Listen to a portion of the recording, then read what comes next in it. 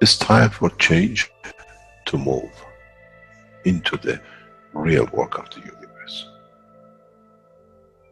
And it's time to understand that we use the matter state to reach the level of understanding of the soul of the man.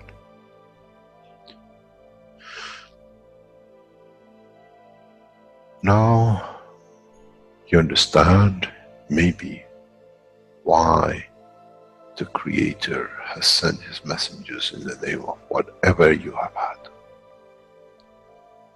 Is that they bring the ears, that it can be used when the time of the Messiah comes. They can teach the soul and the message, not to oppose. But by them understanding through those who have become Messiahs, to give from their souls to these to elevate, the job is made easy.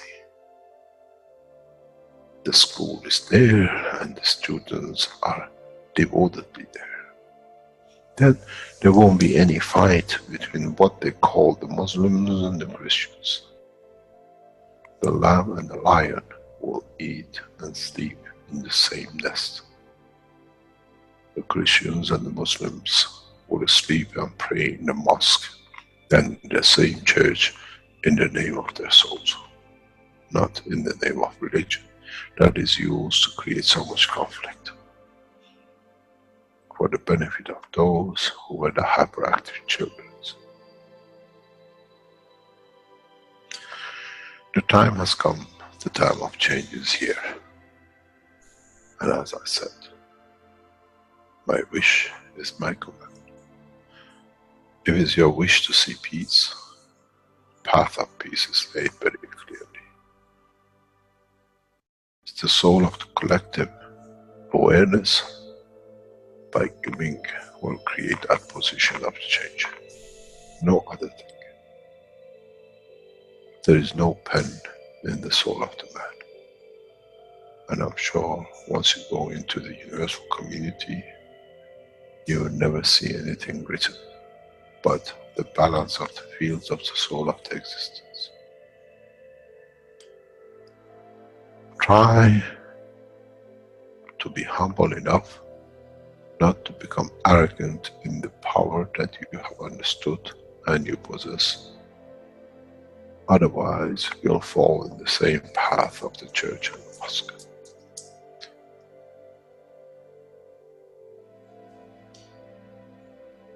This is what we promised, and this is what we have delivered.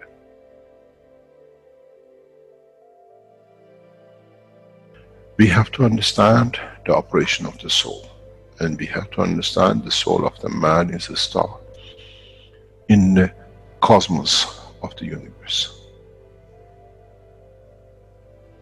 If we compare the soul of the man and many of us, 7 billion in one collection, Earth is like a galaxy with so many stars.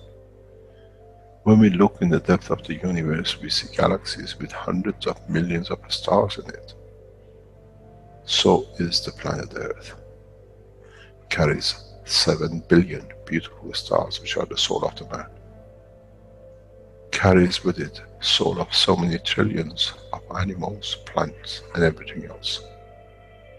So if you look, when someone who does not see the physicality of the earth and its content, what do they see?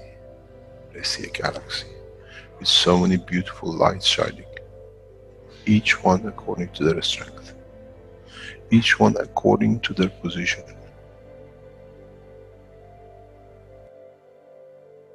An infant has a beautiful soul, so has the old man. To those who do not see the physical dimension of this planet, but they see the strength of the field, we are clusters of stars. The human race, every single soul, no one from a distance sees, that's the soul of a fisherman, that's the soul of the cosmologist, that's the soul of a president. They all shine irrespective of the physicality. This is the magic. This is what the new science has to bring to man. When we look through our soul, we see nothing but the star in the other souls. And this is the break. This is the understanding. This is what all these teachings are about.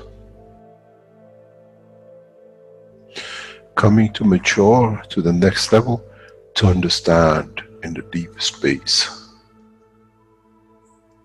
the universe is the oyster for those souls who serve. Then man is ready to go into space. Then man is ready to become part of the universal community which has been promised. I never promised you heaven. I always promised you the elevation of the man to join the family. And now you have the key. It's you who has to open the door to understand, if I can raise the soul of these people or millions of other souls, that the physical life on this planet changes, then I'm worthy to be part of the universal community. To be there to serve, to expand. To be there, to be part, that in the cycle of life of universe, I become, in being part, I become part of the totality. When man reaches that point, a new dimension in the strength of the soul of the man will appear, which is beyond imagination of understanding of the physical life. It's the gate to the opening of the new life, in a new dimension, which is beyond imagination of what you might call a new beginning, a new cycle. Which that cycle carries with itself the origin of the creation of life in the universe.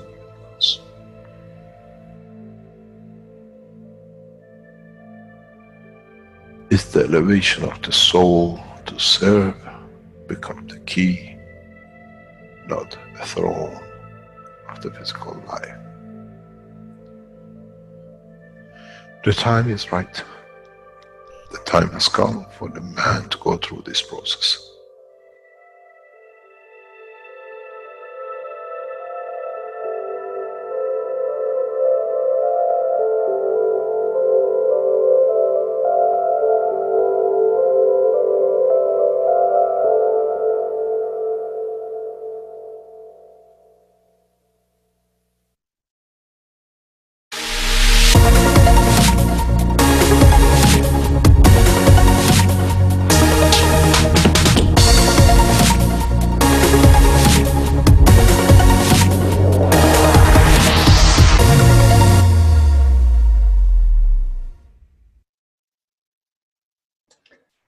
Welcome everyone to the 281st Knowledge Seekers Workshop for Thursday, June 20th, 2019.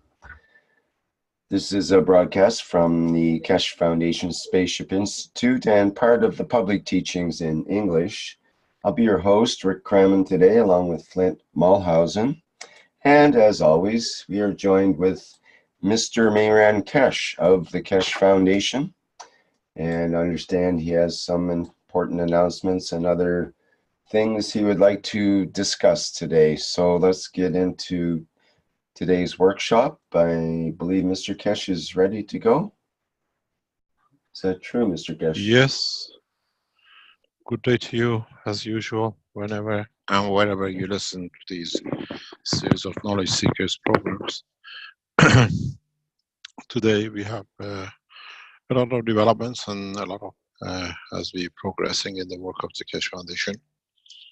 We try to progress and take the foundation to the next level in being able to spread the knowledge and technology across this planet to different nations, different nationalities, and more or less all of the Keshe Foundation supporters around the world. We have some progressive development, which we usually, can you hear me? There is some noise background. Klaus had his microphone open there. Yeah, we have developments which will affect all of us in the long term for the whole of the Keshe Foundation worldwide. One of our major developments, as you know, we are working heavily in trying to bring the Keshe Foundation on the international level to be understood and to be appreciated, and to be able to share the knowledge and the technology with as many people as possible, that it becomes a streamline in that process. The Keshe Foundation has moved to a new level, which will change a lot of things. As many people were waiting and we were trying to ascertain more what they call solid grounds that we can move to the next step. We have achieved a milestone, and in the coming next 2 or 3 weeks, the foundation will move into a totally new level of operation. In what we have achieved is that the Keshe Foundation is going global. It's going global in a way that we start organization to be able to work across this planet. For this reason, the Keshe Foundation, as is tradition, moves in the stock exchange in the United States as of coming of July. This is a major breakthrough for the Keshe Foundation. Those who've been close to the foundation, they know and they've been aware of this process for past months. And as of July, hopefully, the Keshe Foundation has bought in on a stock exchange on a pick sheet in the United States. And the shares of the foundation, technological development, and spread of the what we call factories outside China will be financed, monitored through the Keshe Foundation Global in the United States. The share values will be announced in time by those people who are responsible for it, and it'll be on the every daily stock exchange like Amazon and the rest. But we'll support the technology with what is delivering, setting up factories, the structures around outside territory of China. We know what the valuation of the shares will be, but this is as it will come. You will understand, it will be announced, and in that process, we own more or less 99.9% shares of the stock market company. And our teams will advise you, this is a major for us, that we can raise capitals to achieve the funds and support of the Keshe Foundation wishes and demands outside China. And this will allow us to raise funds according to setting up the research centers, developments, and every other things. We have chosen 2 central points for this operation. United States will become part of the operation, and we work closely with the administration of the American government on development of our technology. We moved the headquarters of the Keshe Foundation to Arizona, and these all be set out accordingly. And we operate under rules and regulations of the international market. And this way, the Keshe Foundation has entered a global condition, which means any man across this planet can participate, buy shares, and at the same time see the development of the technology. On the other hand, this is what we were trying to achieve for months. We were waiting collaboration to be solidified with the Chinese side, which that has been achieved. In due course, we'll make more announcements on the Chinese partnership. As you understand, our work stays very tight in China, and the Chinese, what we call our partners, decide when they want to go public because they're too shy to go public. But in so many ways, we have become part of the structure. And the way the Keshe Foundation will operate will be on the back of the global in conjunction and hope to work through the structure of the One Belt One Road. And this way, we can spread the ethos of correctness and sharing the knowledge and technology according to the structure which is safe and we find ourselves secure. In the future, what will happen with China will announce, or the Chinese authorities have to announce. And the structure similar to the global has been said, but that's the decision of the Chinese authorities or governments or people who are partners with us in associated companies to decide when they want to go public, and in a way, it's a public knowledge. This will allow us to build as many operations now than relying on all funds and financing come through the Keshe Foundation's operations as has been up to now. This gives us a chance to spread the knowledge and technology very rapidly. In becoming part of the stock exchange market, we can subject and raise funds according to the needs of the projects and in what our people seek right. I thank the whole of the Keshe Foundation team across the world who made this possible. The board of directors of the Keshe Foundation Global has already been chosen, and in the due course, once it goes back into the market, we are not starting afresh. We have bought a stock exchange company. We do not release names, it's unknown. And in a way, we enter into the market directly because the shares are already within the circulation within the stock exchange market. This is make it easier than going and starting fresh and everything else. And this allows us directly to be valued in the market exchange. I thank heavily Armin and our team in the United States was worked relentlessly to make this happening. His work beyond limitation of man's strength, trying to see everything happens at the same time. And our operation will be based and moved to Arizona. Arizona becomes our headquarters, and we stay loyal to the nation of United States citizens. In a way, we create as many jobs, we transfer as much technology into states, we build a space program in line as we have offered to the Chinese government, the Iranians and the Russians. This development allows us to take all things into consideration, that we cannot work with one nation without the other, and in a way create conditions which are not favorable.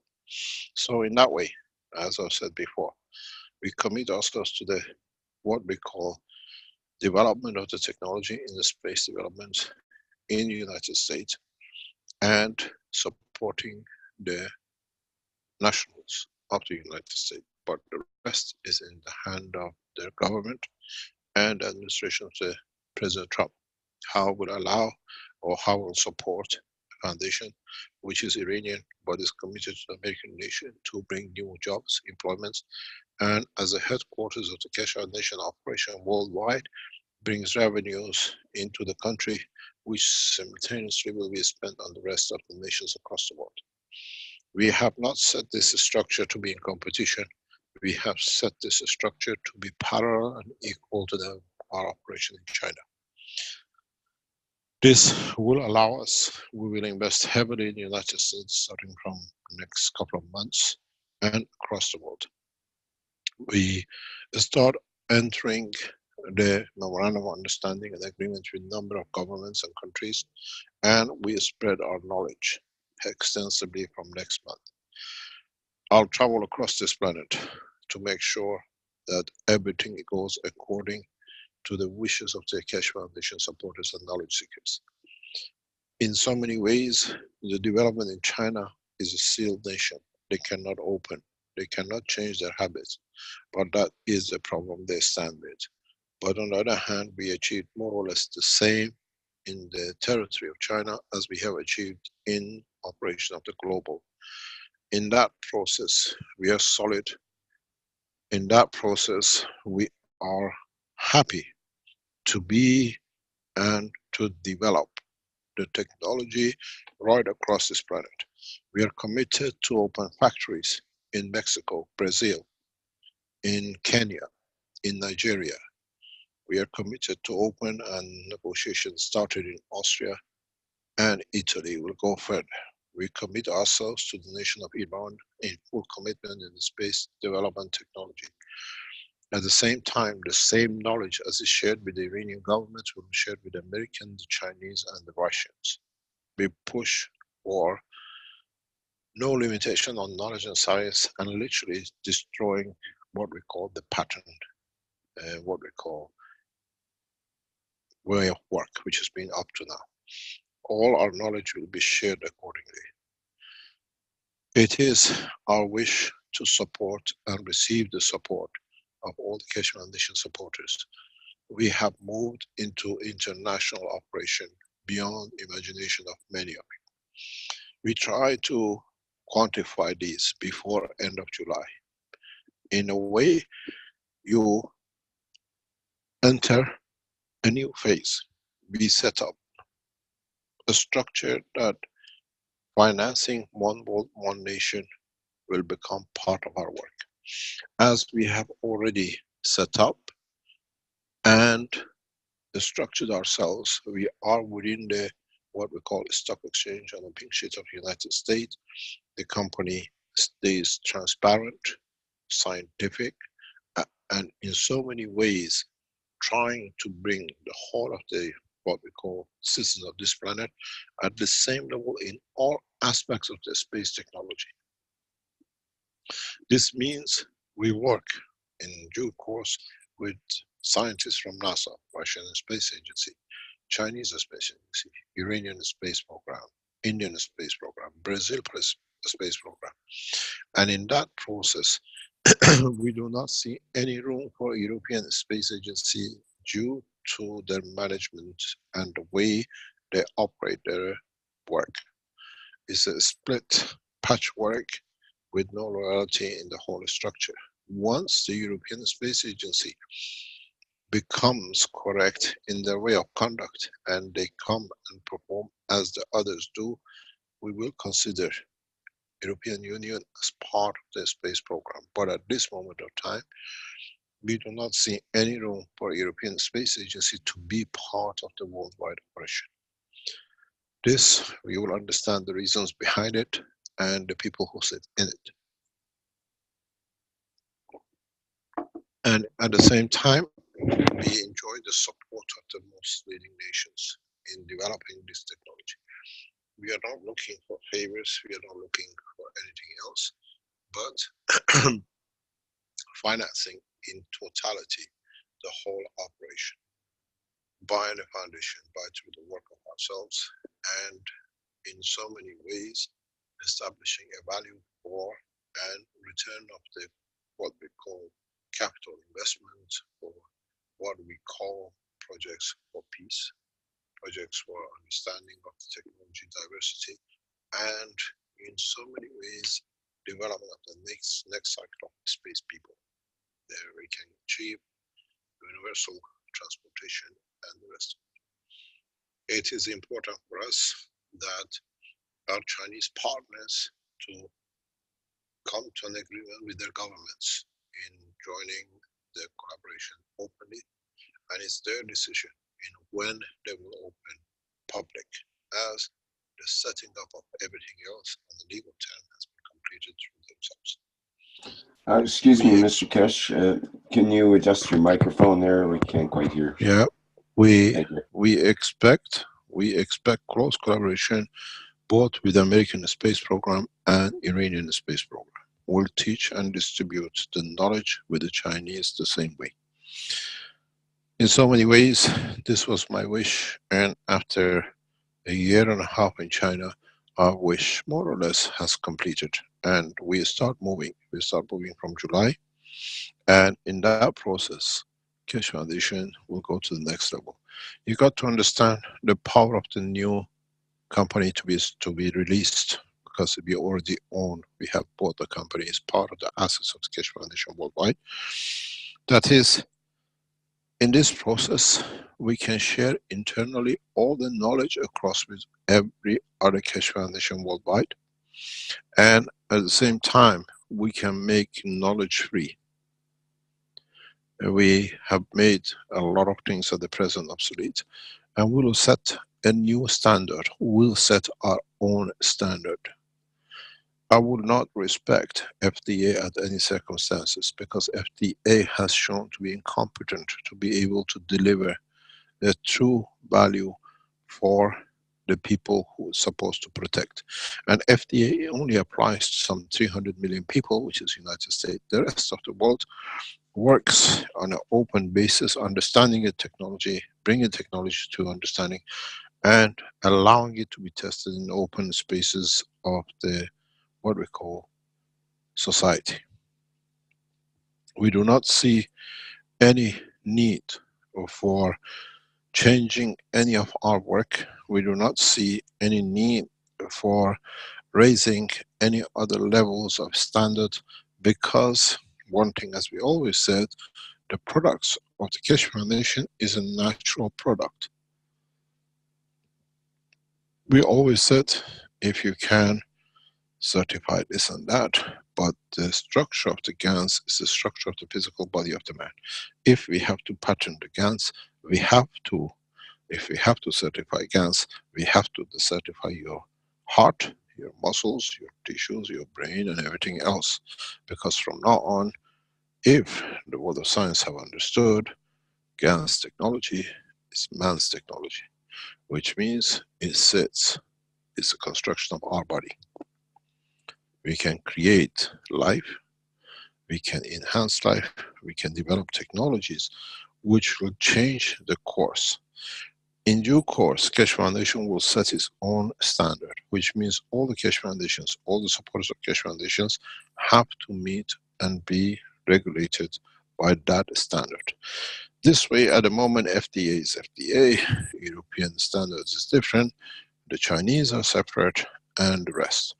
As we set up one global operation through our operation in the United States, we'll set international standard for all. And we'll come to an agreement with governments that our standard will be accepted. Therefore, once you get the certification of your products from Keshe Foundation, you get certificate worldwide. You do not need to change. This is one of the main problems of today, and in due course, Keshe Foundation headquarters moving to nation of Malta will get these things under consideration and will take a step up. As I've said before, Keshe Foundation headquarters will move in the coming weeks into Malta.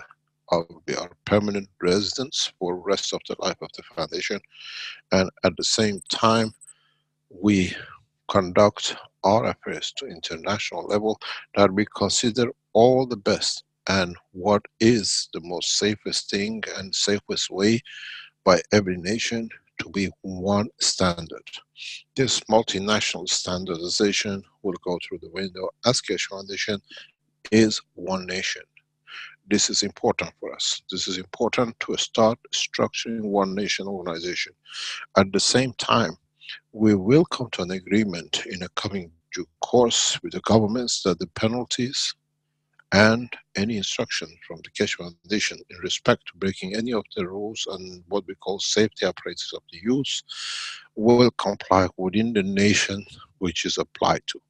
We invest in the countries in a very large scale, and we expect from the outset it is applied, which means if we invest tens of millions of dollars in setting up factories to bring wealth to a nation, our standard has to be the same as, and our standards has to be accepted the same as, and of the rest of this planet. This is part of the work of the one planet, one nation, one race. In due course, we will add one belt, one road into it, but when the Chinese come out of their corner and start working like every others as they do, we have to stay correct in our way and in the path of peace. We make new conditions and decisions. At the same time, when the Keshe Foundation as a group decides on how and what is being needed to be developed, we spread the technology to the nation that we compensate for others. The way we structure our Keshe Foundation global system is very simple. We will not make one nation totally in charge of everything, But at the same time, we make sure there are specialities that nations can interact, can have economical transactions between different cash foundations. In that process, as you are aware, we have already set up the basis for this through what we call the coin. This will be the only what we call exchange rate between the factories which they come into operation in the coming weeks and months. Whatever we done in Italy, in Austria, in Ghana, will go under full consideration. We will not stay the way we run businesses here as a cash foundation, but as a global operation, we'll work through every simple system according to the needs of the nation. We can replace and help many, many nations, but we need to change what we call the kitchen level and small operation level to a national level. And then we'll go, as we have started signing memorandum of understanding, as we have started signing agreements with different governments, with the ministries in different levels, with the financing of both sides, we expect to follow the same procedure across this planet, which means what we negotiate with Americans will be equal to what we negotiate with Kenyans. There will be no compromise, there will be no difference. And if we are in that path, we can change a lot of things. As I said, I have stepped down as a head of the Keshe Foundation operation, but running and bringing the Keshe Foundation to such a level has been my job, and in past 2 years in relinquishing my position as the head of the Keshe Foundation has allowed me to bring a lot of other things together. It took a long time. Now a lot of people do not that happy with the way I done it, but as I said, we had to do it. Starting a factory in China and starting a factory in the United States, starting a company in China and starting a company in the United States had to be done simultaneously. That does not put the interests of the Keshe Foundation worldwide at any risk. From now on is the responsibility of their nations and the Keshe Foundation supporters to decide how and where we go. It's the responsibility of Universal Council and the core team, and in so many ways the Earth Council, to start taking charge in how Keshe Foundation affairs are run. Once we complete the market stock exchange opening in the next few weeks, then as what we call global structure, every Keshe Foundation supporter is part of the whole structure. And everything which the foundation in global does is transparent as operating what we call company in the United States, the stock exchange. We will have some more news for you in the coming weeks, more developments in our operation in other part of the world, and at the same time we will strive to achieve sharing of the knowledge, primarily in the space development, as part of the peace dividend, which I promised the American administration with the American space agencies. I promised if America will come to arrangement with Iran, and as we see the diplomacy, there are some shouting outside, which is normal, but what we see underneath the diplomacy, which is taken over by Prime Minister of Japan, is on the right path. We are encouraging further, which means, as we promised, we shared the space technology of the Keshe Foundation with the American administration directly as of today. It depends on how the Americans approach the foundation and how they decide to share knowledge. We have offered the same thing to the Chinese government in past 3-4 weeks for them to pick up and develop. We see as part of this development, which I'll be speaking with the governments in due course, is that we share knowledge accordingly, that nobody is behind or above the others, and this way we stop any further wars. We will see some skirmishes, as I said before. That is absolutely normal. There's still children trying to say who is the boy who has become a man, and these things will stop very soon. we see it to stop very soon. And it is my wish, and in so many ways, the wish of this understanding will help all of us. And in so many ways, we have started a journey as of today.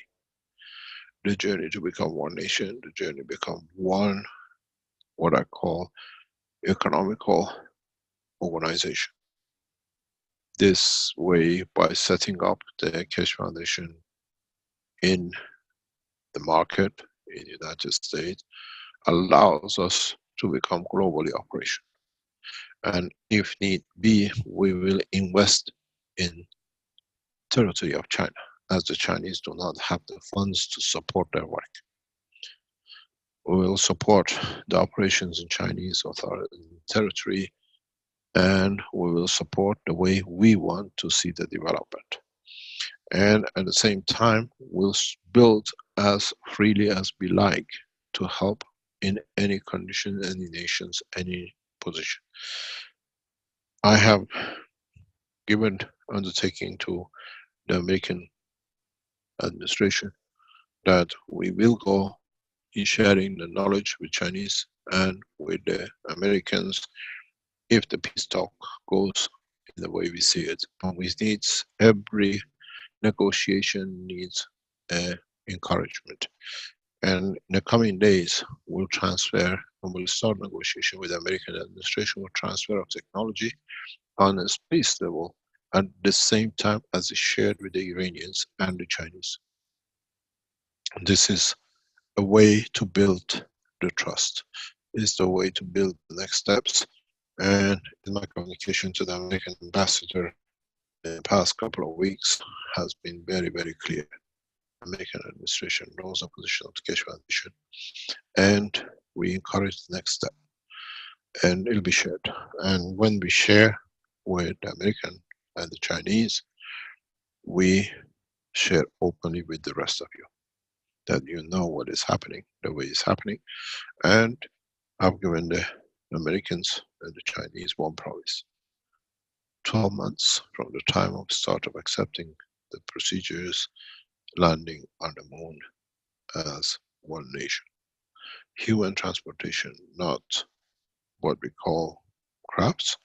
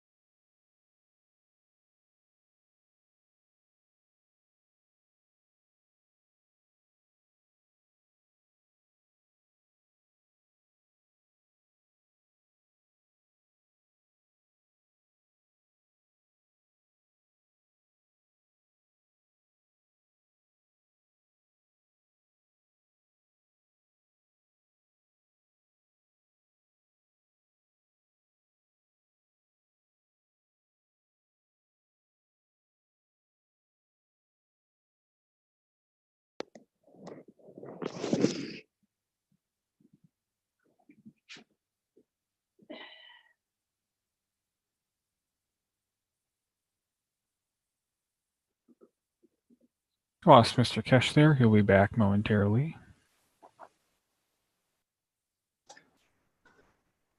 Yeah, I've had some issues during that time. My monitor went black, so I'm not sure if that was associated or not.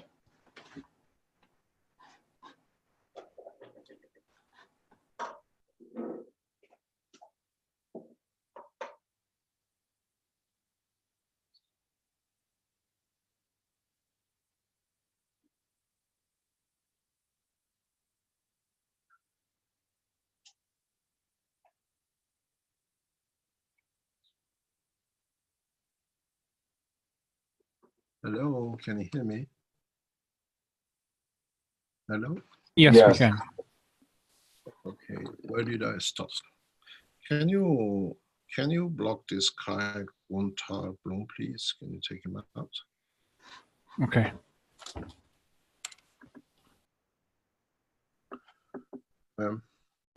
How long haven't you heard me? Maybe a minute or so here. Okay. As I said, we share the technology with American authorities. And I know that voice. I know that voice very well. And we will teach the same way to the Americans, the Chinese, and the Iranians the new space technology, which is far ahead of any of them which have access to. We have kept the best part of the last part, and the best part. And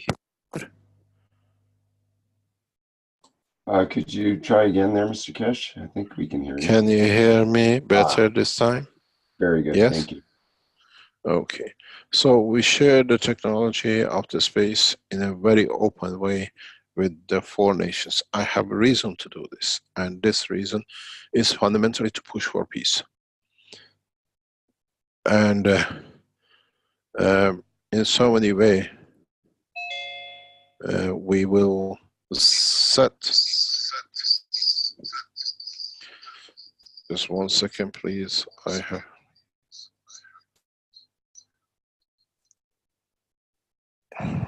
Our backup system is operating. We try. Very correct. With sharing knowledge with all the governments. In a way, what I envisage is as we deal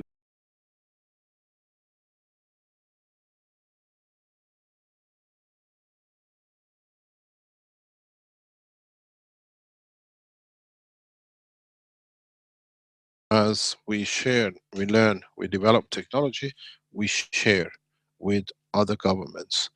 This way, we guarantee that knowledge is developed across equally. There is a consideration, and that is how we will develop this technology in coming months and weeks with different nations. I will travel to Iran in a very short time to make sure Iranian space technology is on the edge of development. I see them, they are not so, they're advanced very much so, but not the way it should be. If Chinese decide to develop their space technology further, we'll support them. And the same will happen to Russia and United States. This is the way we push to science for peace, and this is the way I envisage is the only way left, no other way. How they behave, we shall see. How they interact, we shall see.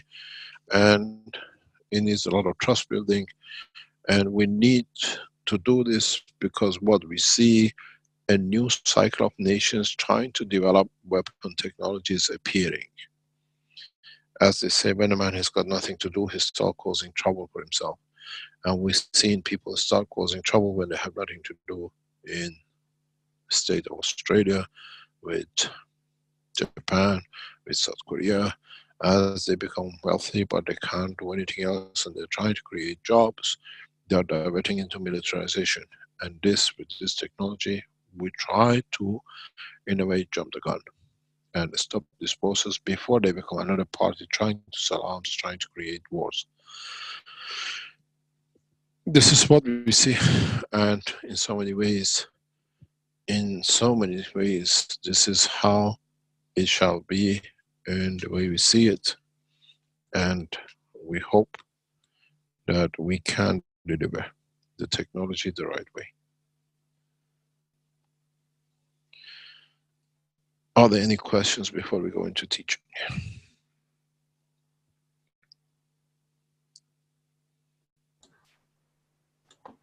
Thank you, Mr. Keshe. I'll remind the attendees here in the Zoom that they can put their hand up in order to ask a question. We can allow you to speak. Just looking at some of the other places here. Let's see.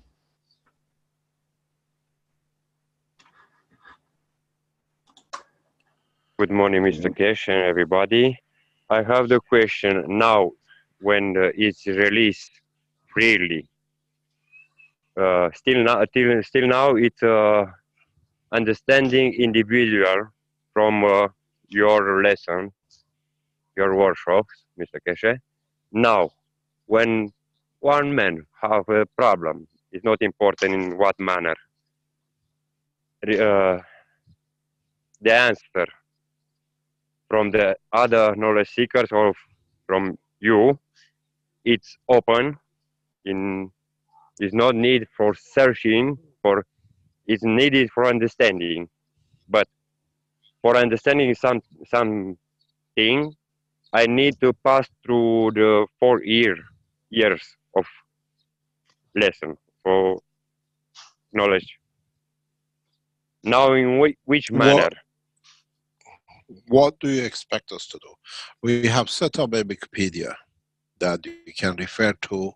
We have set up the education sites. We have set up the magazine, the journal.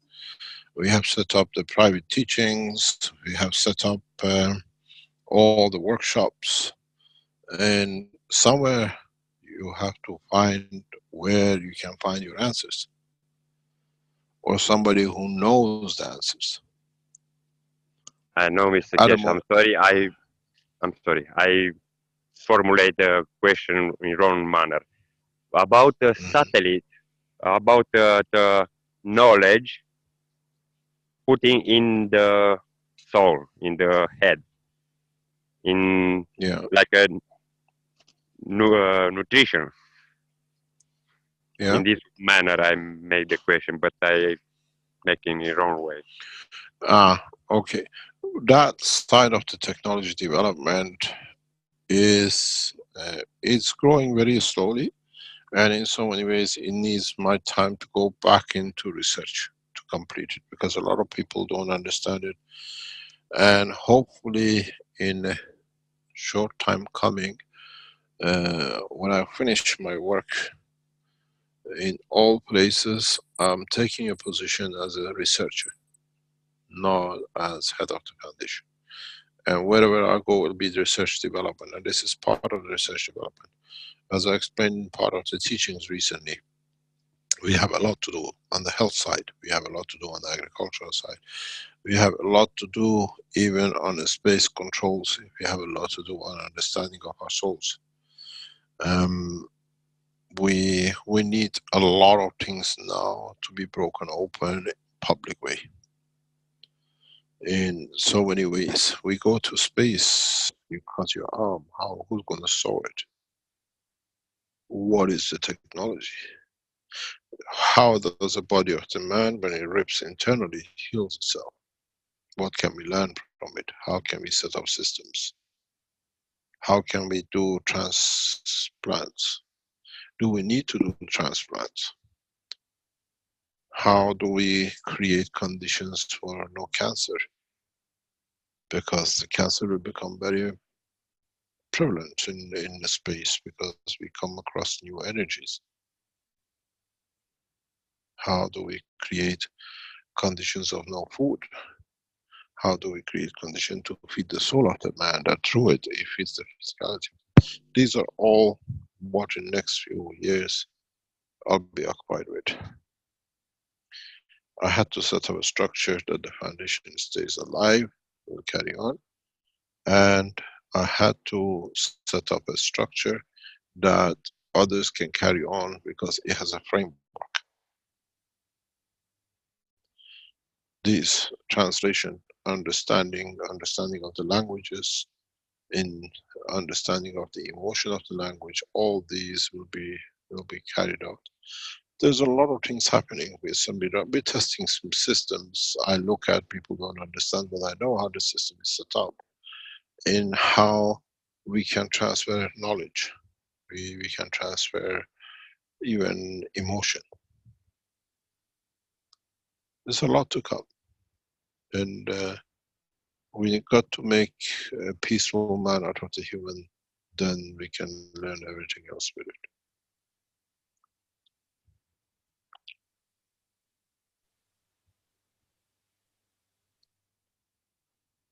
we got to, at the moment, there are millions of knowledge seekers doing their own bits, a few trying to find a way to make little businesses. This is how it's been up to now, but now we scale it to bigger scale, but at the same time, you always have what I call cottage industry next to what it is.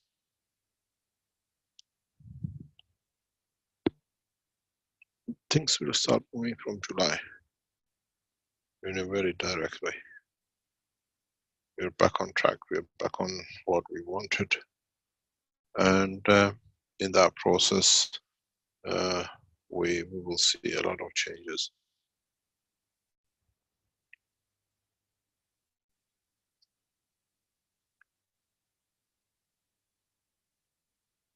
The most important thing for us is to change the status into the space status, which means direct flight, system transportation, direct what we call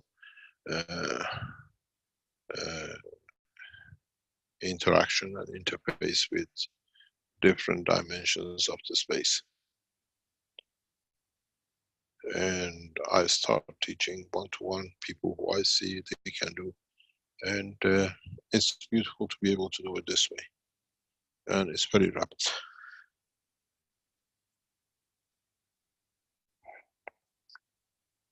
I do not waste any more time in China for those who had the pleasure to waste time. We now construct the structure worldwide.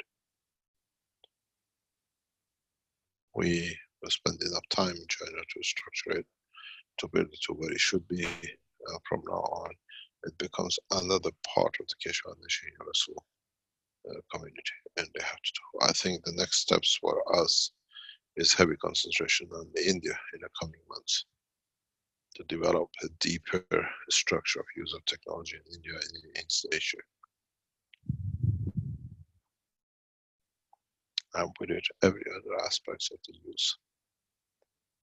We have a lot of things to be done, even cleaning up this mess of plastics. We have the technology. One of the reasons now we go in this way of mass production factories is to be able to change these things. Technology being a what I call cottage industry to a full industrial operation.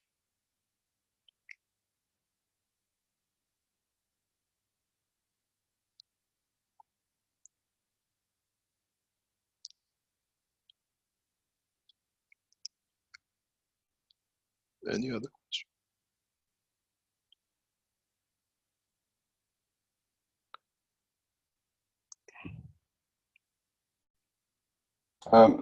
We had a question in the live stream, and I could add that I've noticed recently that they say that India will overtake China in the number of people that it has within, I think, a decade or something like that.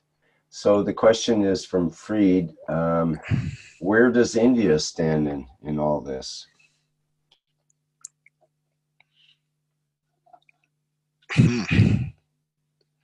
Hasn't India been an enigma to Keshe Foundation for the past 20 years?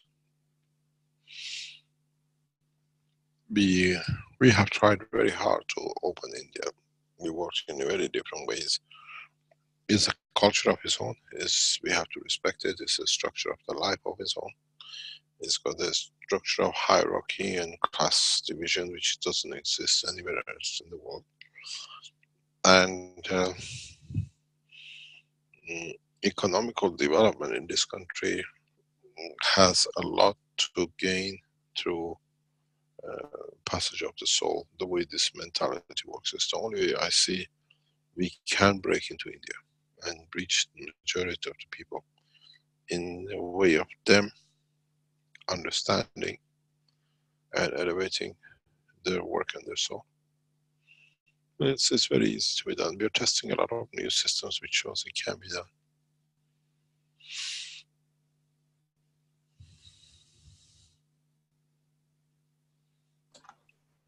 Also, I've noticed that there's seems to be more of an agreement between China and India. We've got the the agreements between Russia, China, India, and a few other countries, Brazil, and so on as well. So perhaps that will help to open up that area to us. You see, there's a major problem in the world, and I mean major beyond imagination. It's called United States of America. This country is the biggest problem for humanity at this moment of time. They produce arms to kill. They do all sorts of things, and what I call shooting off the hip is their pattern of work. If we can tame United States through the development of the psychology of no war, I think 90% of the war of the present time will shut down. In 60s, 70s, 80s, we had the West and the East, communism and democracy, and then it changed to what we call it, spring up cleaning and the spring up uprising, which they sprang themselves, and it just goes on. And we see all this sets one nation behind it, United States of America. And with development of new technology and centralizing there is our hope and our wish that we can change this. We got to change the understanding of these people, that you don't need to kill, to be do everything abnormal to be able to survive.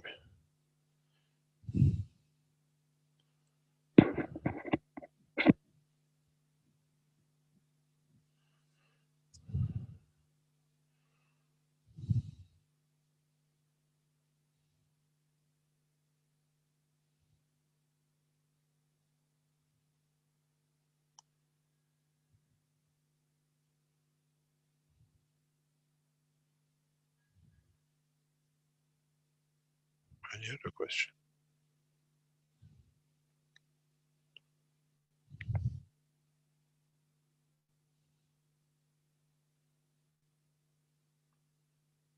Hello, can you hear me?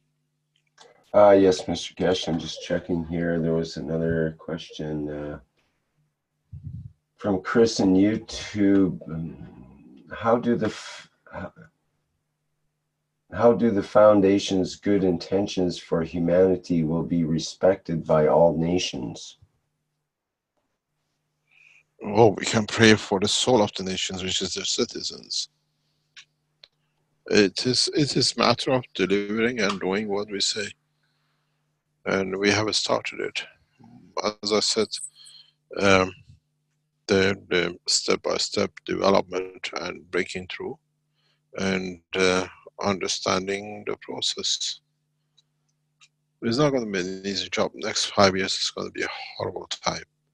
A lot of people who can see the technology development, but they cannot deliver it, or is in the stages of delivery. I was explaining one of the teachings this week. We have the technologies, but we don't have the mass production of the technologies that allows us to go further. We have a lot of discoveries. We have a lot of new developments, but we need to commercialize it. We need to bring applications for it to be able to deliver it. And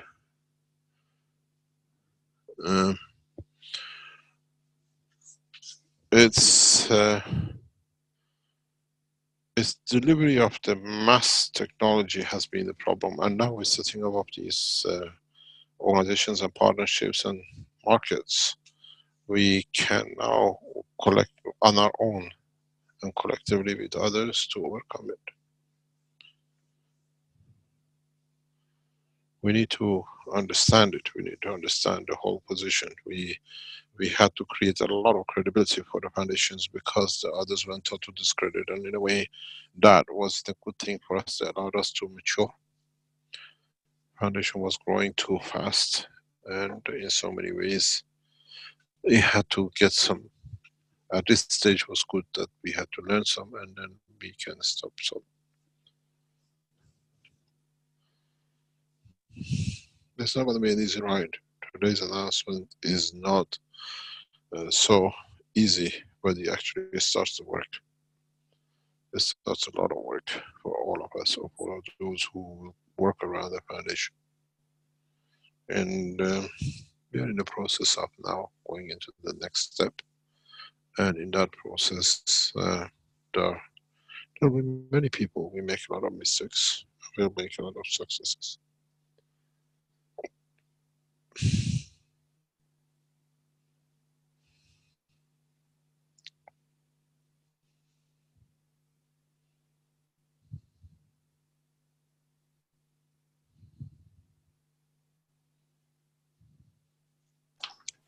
Okay, does anyone else have a question for Mr. Keshe on this topic?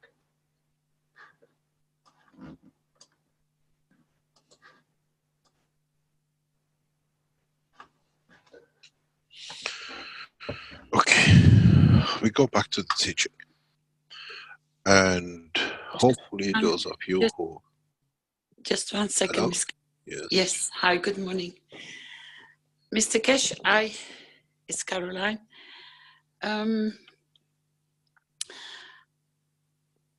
A lot of questions have come across through our private teachings and our interaction with our students.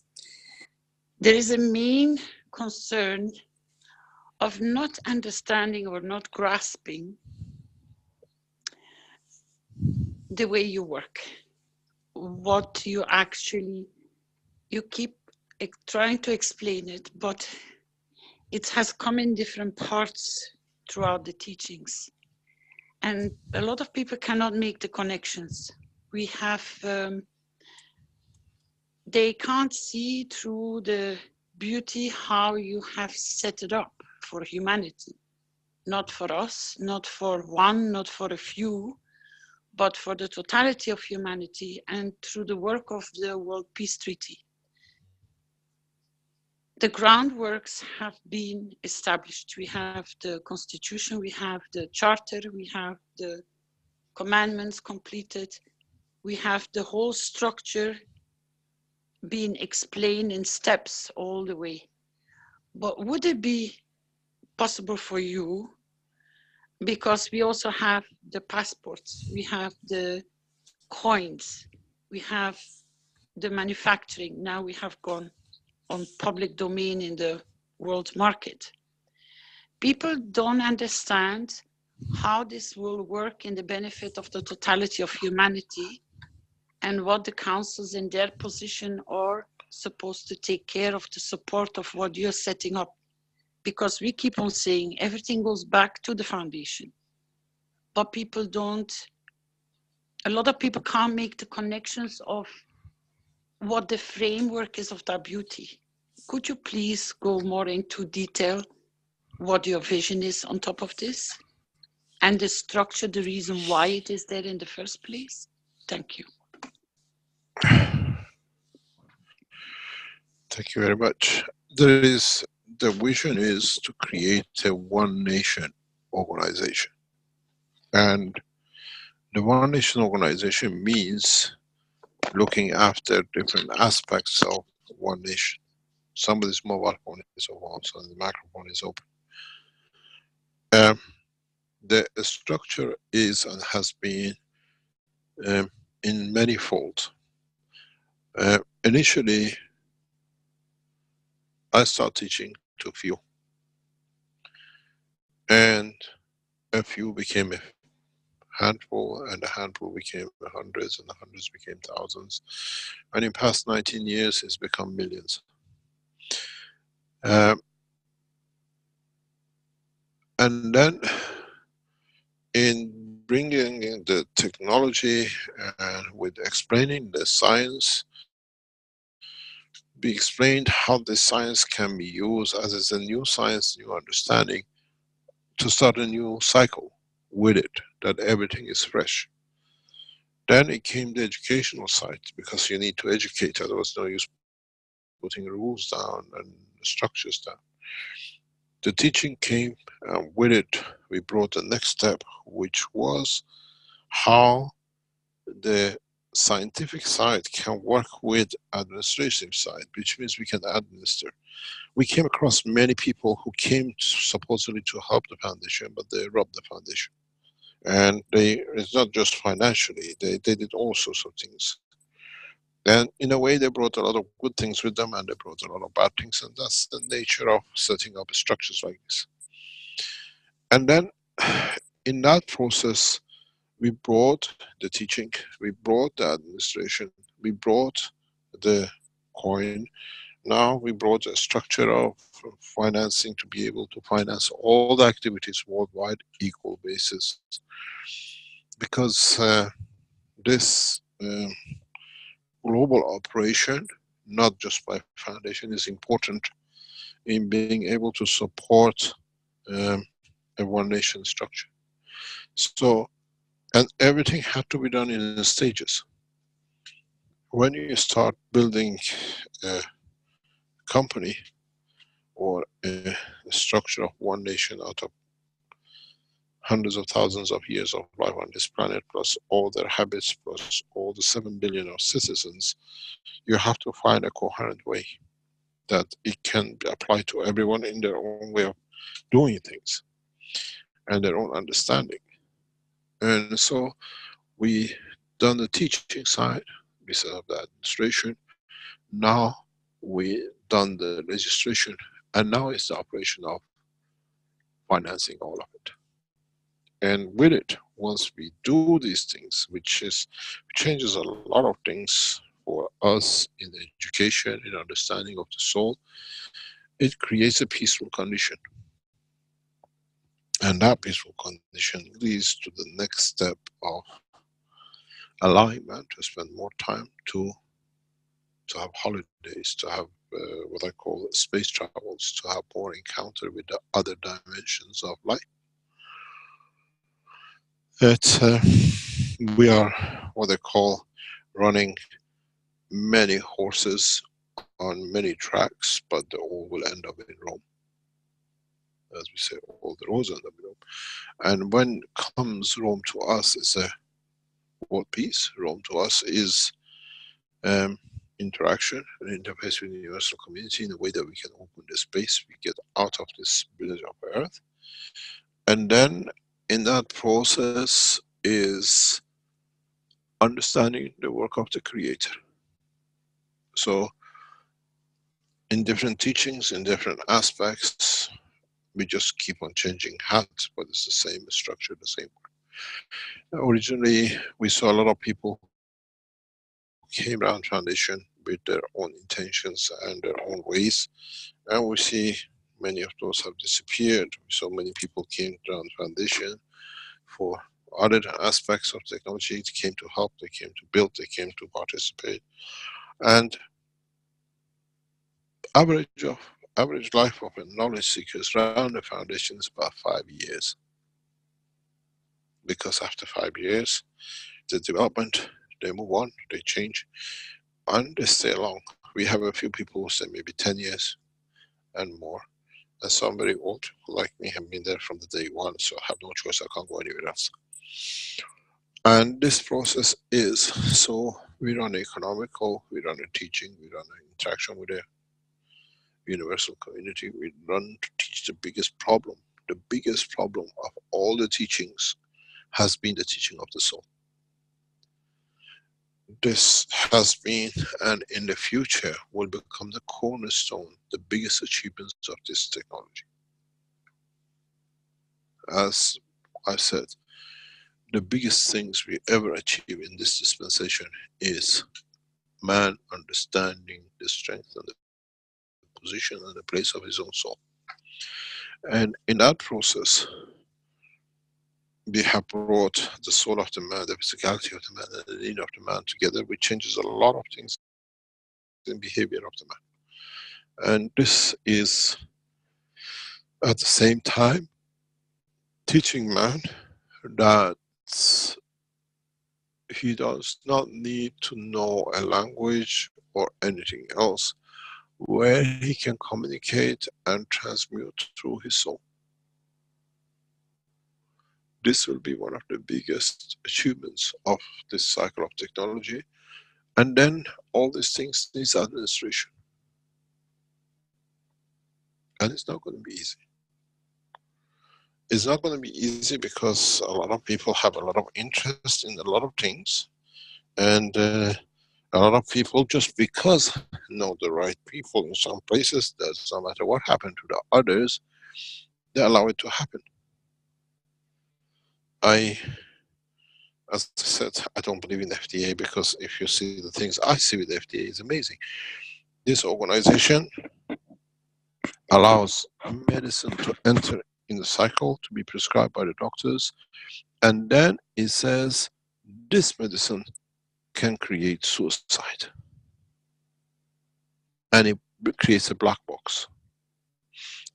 Because the people who put the medicine in the market, they have paid them enough to pass it, how can an organization who's supposed to be the support of the saving of life puts a black box and knows people can commit suicide?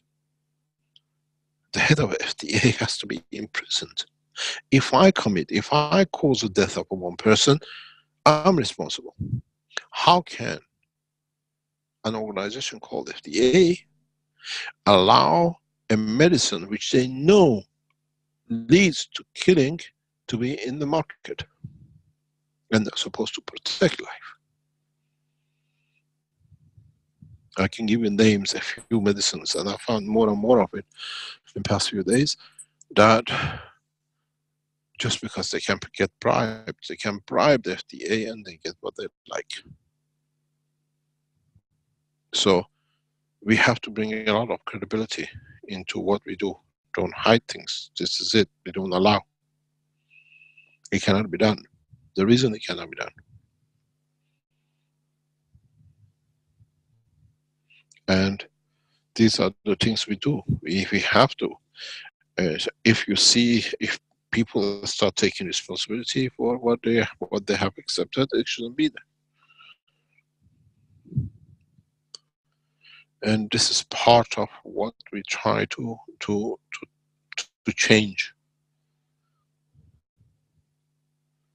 Why should I develop a technology and somebody come and take it and they make whatever they like with it, and I can't do? If I cannot do it, they can do. Why should I stop them? Is I have to find a way to find another way, or a way to collaborate to expand. We see so many people make things for Keshe Foundation in the name of, and you should see the things I see. They say we are collaborating, setting up research center with Mr. Keshe, and we are representing Mr. Keshe, but there is no such a thing. And it's become the pattern of their work. And these things we try to stop. And by making it open, you do it yourself. By making it open, you understand the work yourself. And it's you who decide how to make and the way to make it. And some of us know a little bit more, a little bit less. And in the encyclopedias and in Wikipedias and the wikis, you go and find out what does and how does. So it looks as we are doing too many things, but if you look at it, it's all targets to one nation. It all targets in one nation becoming, opening the next door, the next step in humanity. If we call ourselves one nation of Earth, who are our neighbors outside the Earth? How do we interact with our neighbors? We call ourselves Chinese, so we are different than the Indians, so we must have Indians for us to be Chinese. If you're Iranians, we have to be Iranians because there's a guy next door called Turkish, because he has a slightly different habit or shape or color than me. So now that we made one planet out of this planet, one race, one nation, who is our outside next door neighbor? Who are we dealing with? Who are our friends? Who are our neighbors? How do we interact with them? What is their language? What is their customs? Usually a village is about maybe 70, 80 people. This village has 7 billion of us. But in fact, it's no different. So we are making one nation, that in one nation, then we start looking at our neighbors.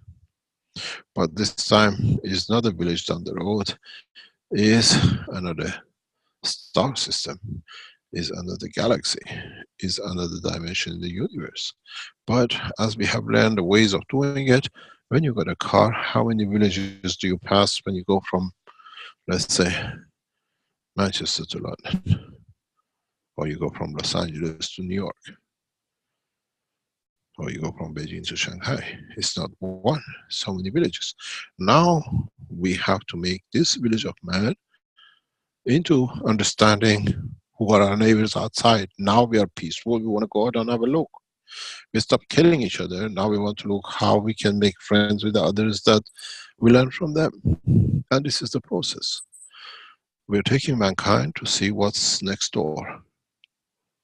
Have the universal community carve the universe or a space of this universe like man. This part is Russian, this part is mine, and that part is mine. We've never seen. And this is part of the next step. And it's absolutely horrendous. The beauty of it is that everybody thinks they know everything and are right, and there is the reason to be right. So we are stuck with the way we are. And in a way, I answer you. The teaching, the knowledge seekers, the factories, the research, and everything else, then setting up the administration to see all this happening, and then setting a structure that humanity can work together for the first time. This has led to what Keshe Foundation is. It's a big family, and gradually each member of the family has got to take his own responsibility.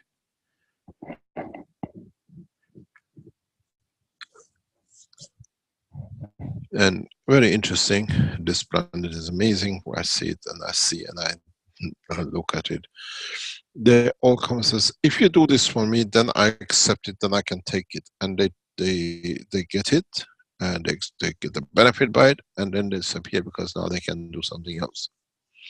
And I've seen many, many times, if you can help me with my diabetic, I can do this and that, I'll take you everywhere, and I do that.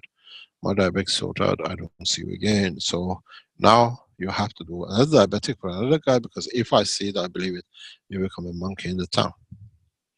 And this has stopped with Keshe Foundation, but we had to be able to show different effects. And now we are at the strength point that we can literally say to nations, you can carry on. It's not for you, you're not mature enough, we move on. And we went, it's ready, it'll come out, it'll be there, and it'll be developed in its own time. I will make a trip to the United States very soon. I'll come to an agreement with the American administration for the development of this technology. In so many ways, it'll be what I call peace dividend for Americans. And with it, we open a lot of things with other operations, as we have come to peace with Chinese. Is the mistrust and distrust has to go through the Keshe Foundation. And as I said, it was a very interesting point. We were supposed to set up a meeting, and we said there is such a nation. They said, no, this nation cannot come. And we said, if this nation cannot come, what are we going to do? And then we came out with, I was explaining recently one of the teachings, we came out and said, okay, this guy is from the country you don't want to allow, but he's a knowledge seeker from Keshe Foundation. Oh, that's no problem, he can come. Very strange. They start accepting. Once you are a knowledge seeker, when you are a Keshe Foundation supporters and you understand, you're allowed everywhere because you're a knowledge seeker. And it works. And knowledge seekers travel everywhere to find out about what others have developed, that we can go and develop ourselves, what they do. And where they go, they fly from London to Peru to see what they can take from what they learned, that they can come back to London and cheat others with it, and they go everywhere finding who's seen somewhere something that we can take, because Keshe is not teaching it. We find a way to do save energy or a water system. And we've seen with a guy who's been literally interviewed more or less all the Chinese knowledge seekers who are in the front line trying to catch up what it is. When his head hit the stone, it comes back to Mr. Keshe. Mr. Keshe, can you explain? Because I couldn't get anything from your students. They all say something, but they say you know everything. So we run a gauntlet of a lot of problems, but the aim is very simple. Building one nation after this planet, economically, health-wise, food-wise, environmental-wise, and then making a man of peace, a peaceful man, and then opening the door to the next door neighbor. Now you've been a good boy, you can go out and play. That's all, as simple as that. My vision is mankind can reach that point. It's not I hope. We have the tools to do it. In the arsenal of gases we have, we can change the soul of the man in no time, but then the man has this habit of diverting energies and attentions. He has to stop, getting, and he has to stop other things. So our target is very direct. It's working every aspect of the need of a nation, and educating at the same time, structuring economical structure, political structure, administration structure, and 5 years to 10 years will be there. And then now you can go and play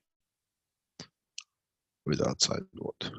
But at the same time, we have to open ourselves for that. Mankind, when it goes not with the spacesuit, but the body of man, will see different aspects of the work of the universe and different people and different dimensions, and then we have done our job.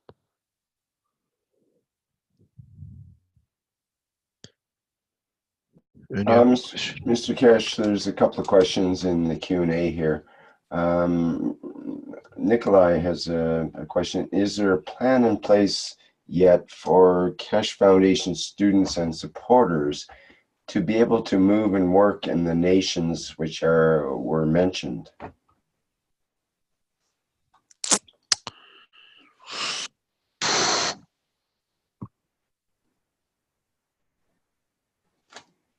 We working in different nations nowadays is very easy. You get a work permit, you get a job offer, yes.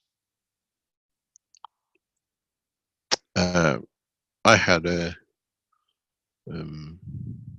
gentleman with me this morning, and the same, they get a work permit to work. Even as a student, they can do part-time work. And yes, they can join the foundation because we need their knowledge, we need their expertise. Yes, it can be done, but it's got to be the day where everybody was a knowledge seeker and they came, I can do something, couple of workshops, presentation, can I get donated by, and all that is over, is finished. Those who work around the foundation, and now that we have sorted the situation in the next couple of months, those are the ones who are full-time, and we recognize me when we see them. It's the job of the head of the Keshe Foundation to hold on to release or to whatever. And it's got nothing, more or less, I'm not getting involved in it because I did different style of management, and it's the hand of the new management, how they run it. It's a tight group, it's 5 or 6 of them. And once we take the structure back to its order, it's their decision. Every individual in the past, we welcomed everybody to do whatever they could, we tried to support. But now everything is operational, has to be justified. And if you have a knowledge and you can fit into a structure, why not? Building research centers is not anymore making gases. Building research centers is those who can bring huge leaps in the world of science. And as I've said, I don't see people ever being given more than 1 to 2 years of research contract by any of the Keshe Foundation research centers. Those who think I'll come in and I have a cushy job, I don't see, because what we notice is a lot of people after the first 3-6 months, they come with an initial good idea, whatever, and they run out of idea because they had that idea and that was it. So they, as we say in English, they block the space for the next one. So if you've been to Chicago in the winter, when you go to McDonald's, there is no room to sit because all the tramps is too cold being on the street. They buy one McDonald's and they sit there all day because it's the cheapest eating. And we've seen this with Keshe Foundation, and with such a new technology, I have laid out in a way a structure that no knowledge seeker, unless we can develop the structure to a rapid way to the next step, and shows to be a useful member, research contracts will not be more than 3 to 6 months. If you can come in, develop, because the technology is so energetic, is so powerful, if you cannot do 10 things in 3 months, 6 months, you're no good. It's no use just because I got in, I set in. If you want the next 6 months contract, you have to come up with a new ideas. You cannot carry on with what you came in for.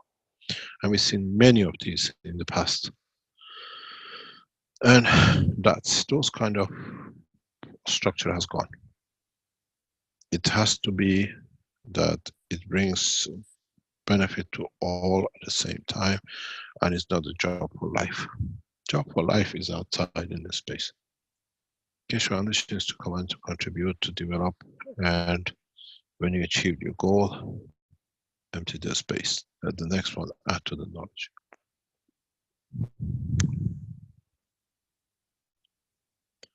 You can apply for all the jobs. But if it can be done, I don't think with the way we see, even clinical trials with Keshe Foundation, 6 months is too long because it works so fast.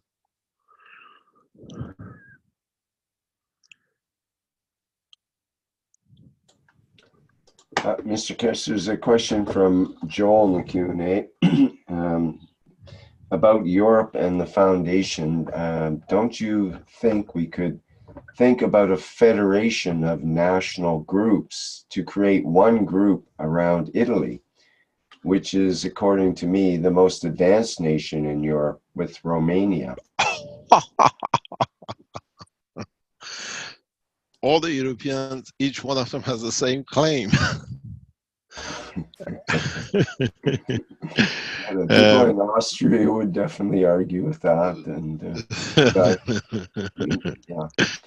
yeah, this is one of the things that as Keshe Foundation we negotiate with governments internationally as one. This is the problems we see.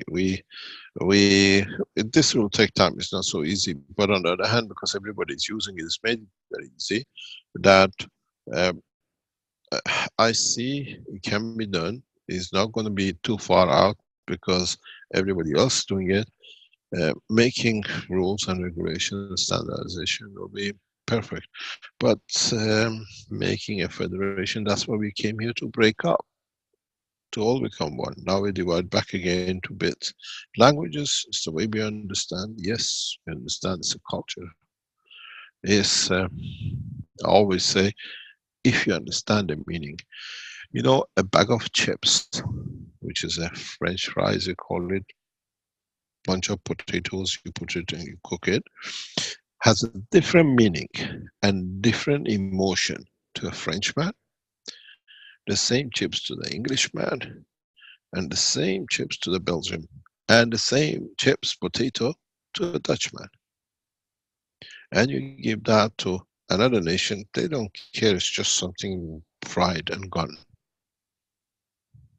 If you're a bag of chips in Belgium, you do it the wrong way, you go bankrupt overnight, nobody eats it because they do it the wrong way. If you are the French, they cut it different way. You don't do it. It's not a French cut. That's it. You're finished.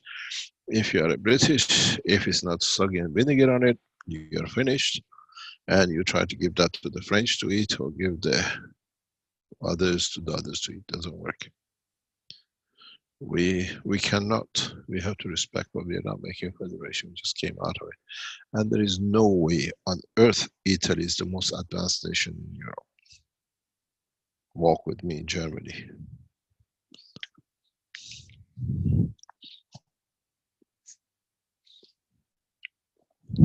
I live in Italy, I know.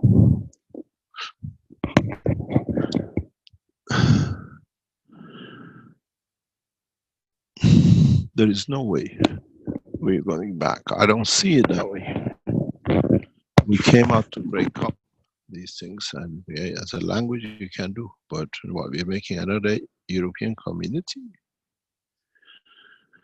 We are making another restriction, and who's better? Each nation, each what they call part of this planet, has to live with its own beauty and be part of a bouquet of humanity. It has not worked.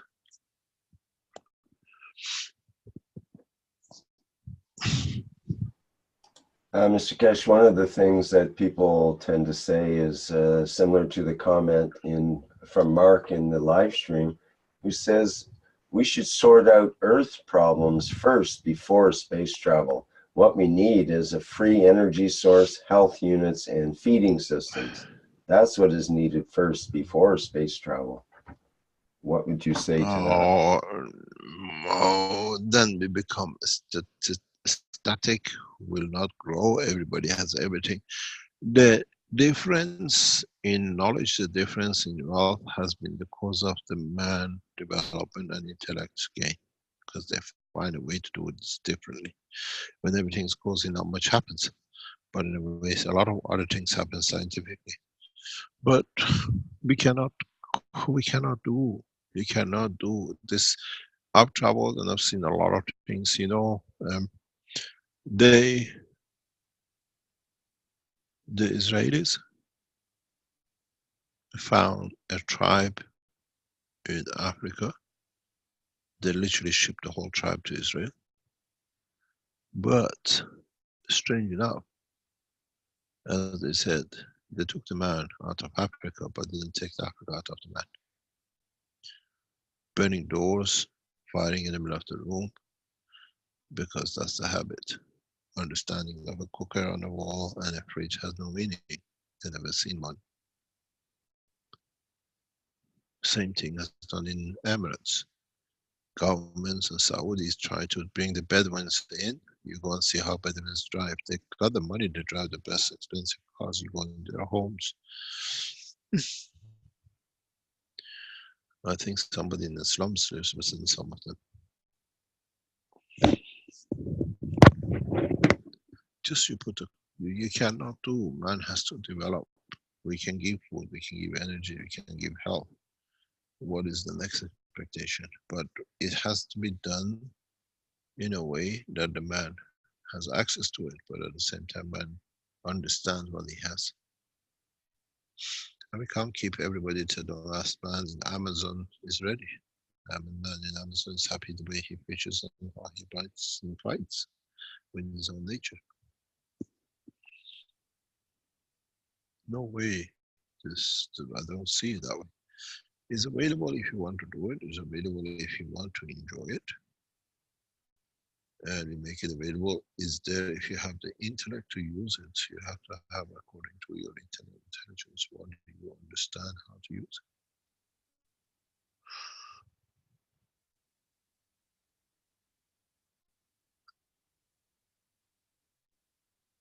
We start pushing it from now with the space travel, with the work of the Americans and the Chinese and the Indians and the Russians.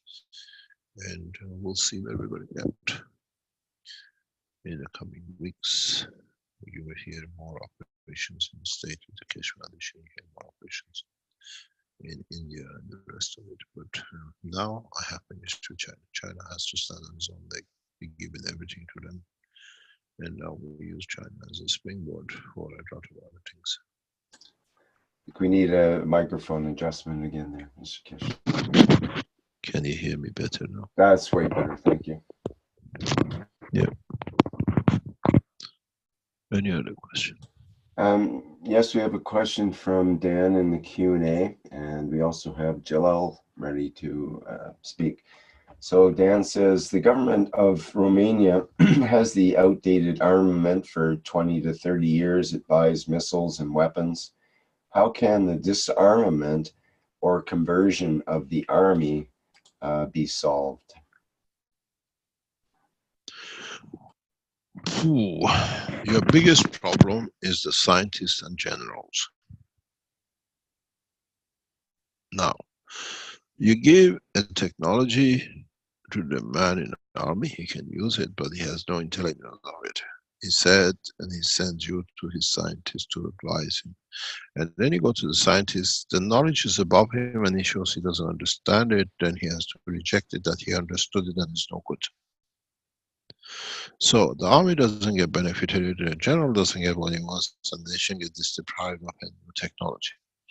So the only way to do is to show how technologies can be disarmed.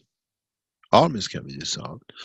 And in that process, for army men to start looking for a new way of being constructive and can do things. We hear, and we hear denials on it, such a thing, such advanced technology has been captured or has been brought down, and the other one says they have it, they don't have it. This all brings a point of scientific evaluation. And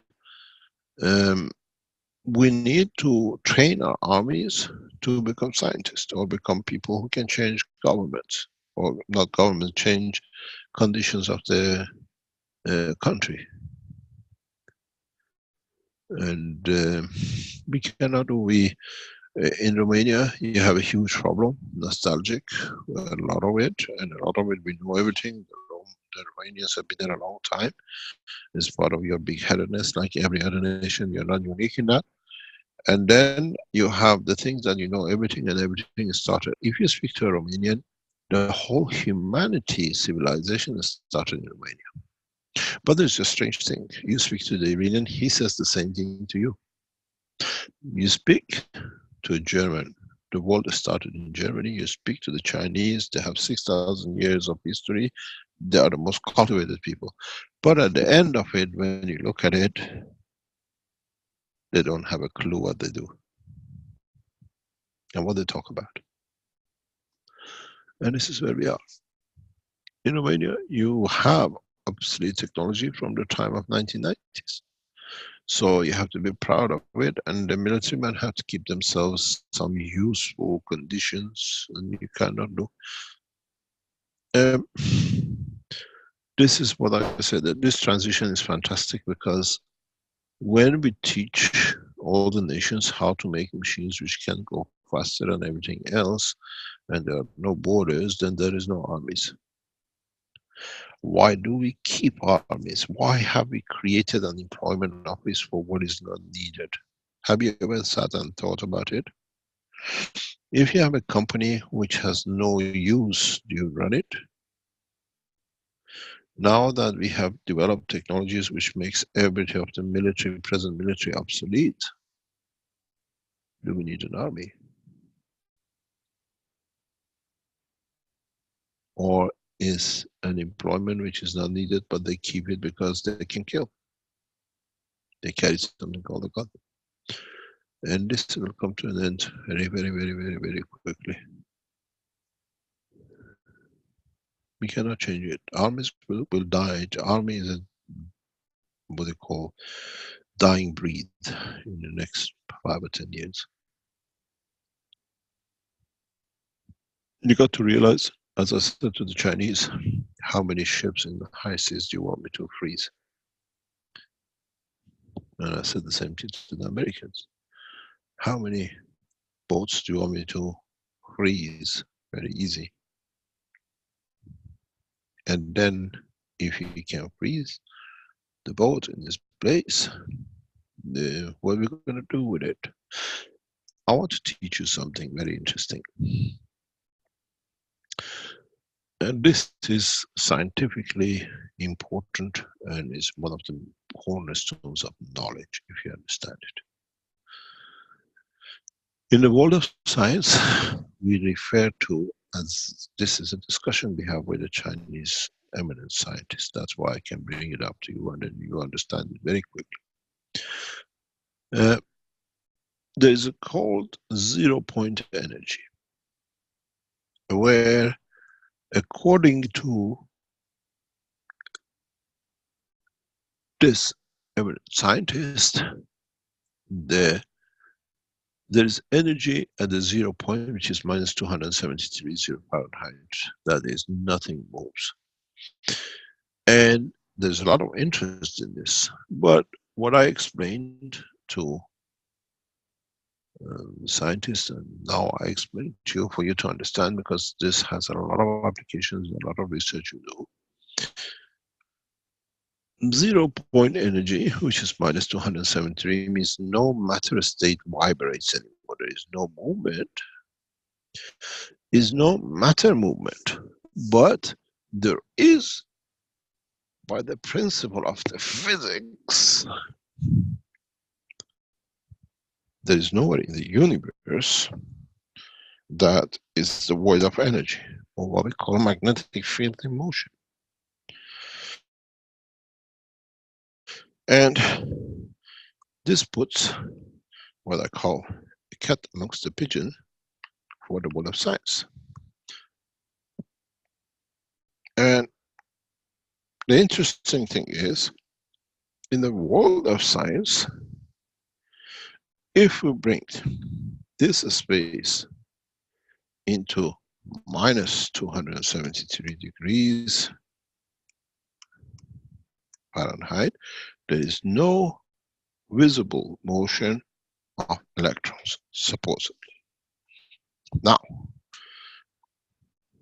but according to the law of plasma physics, which is new, there is nowhere in the universe which is void of magnetic fields. These are magnetic fields because you can freeze the motion of the packs, solid packs of energies, but not fields. So what the zero field scientists, zero temperature scientists, or zero energy people say is that how can you create energy at 0 point?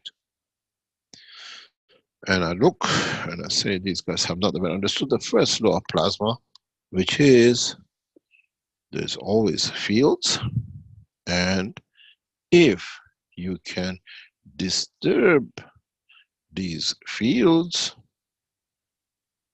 as I said, magnetic fields in motion, you will observe energy at 0 point. So how do you disturb?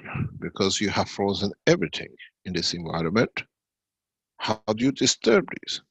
Very simple. And the simplest way is, if you are a physicist and you understand it, put a gas machine here, which has mixture of other things, and rotate it.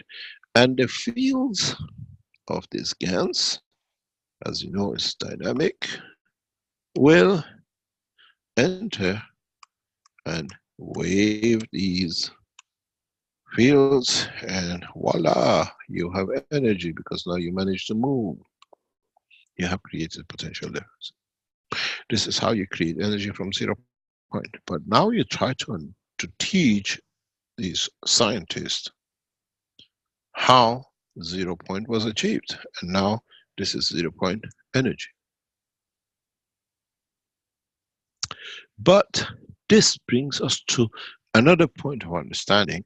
What is, why is that atoms come to no motion or zero movement? Then we come to new understanding that you've seen, as we said many times, We saw it in the uranium reactors, and many of you run a motor, you see your motor comes to balance and it doesn't go. We call it saturation point, where the plasmatic magnetic field reaches the matter magnetic fields and does not move. How we reach a new understanding of zero-point energy, but through magnetic field interaction. Then, if you understand this, and we can create reactors that their interaction leads to freezing of the motion of the reactors, have we developed a new terminology? Have we developed a new science that where the fields in balance with each other stop each other's motion, create a zero-point energy, which means 0 point of motion.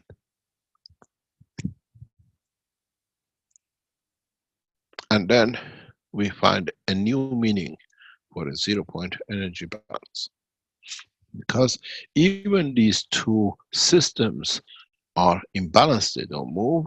If you bring in another system in the vicinity which you can affect their motion, their fields interact and you still get energy.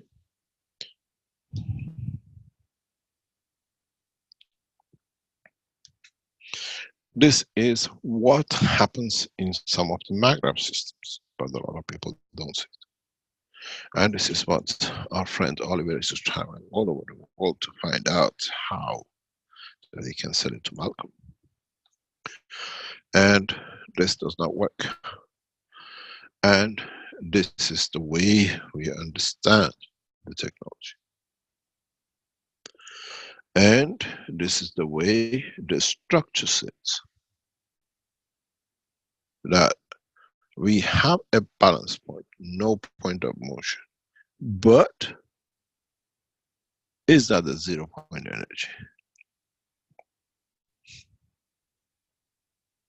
Oliver going to Peru doesn't give you, you should have asked me the knowledge, I give it to you free. But it was easier than that. In so many ways, if we understand the 0-point energy and what we call zero transfer of energy, will give us a lot of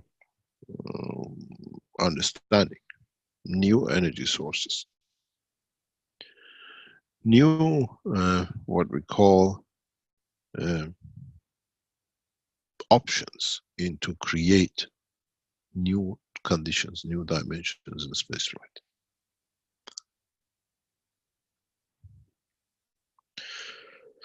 So, in so many ways, we have to become aware of new definitions, new sciences. And then we understand how we can create energies. The biggest problem with the present world of science has been is that we look for the motion of matter states, but the new world of plasma technology, you have to look for the motion of fields to be able to create energy without any physical motion. And those of you who understand this will move very fast into space travel, into dimensions of the motion.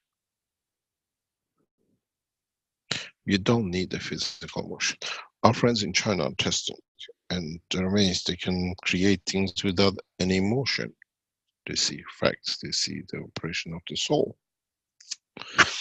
And these are the things that, amazing enough, different groups of Keshe Foundation and researchers and knowledge seekers are striving for the same thing, but in different dimensions and meanings at the same time, around about the same time.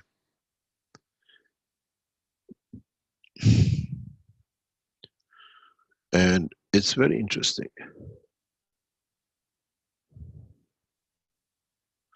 If man understands this, all you need to do, you create a condition that you wave, you shake the waves, you'll get the energy you need. And this has a lot of other applications. So what we call absolute zero, which means no motion, is no motion in a physical strength pack. But if you look at it, you have supposed to be an atom which becomes at the point of zero. There is no movement, but zero respect to each other. But internally, each one is a plasma and creates and gives its own energy.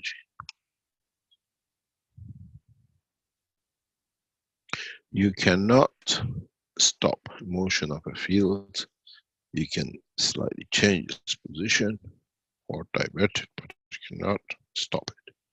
And there is no way in the universe that we have a point that no field is in motion.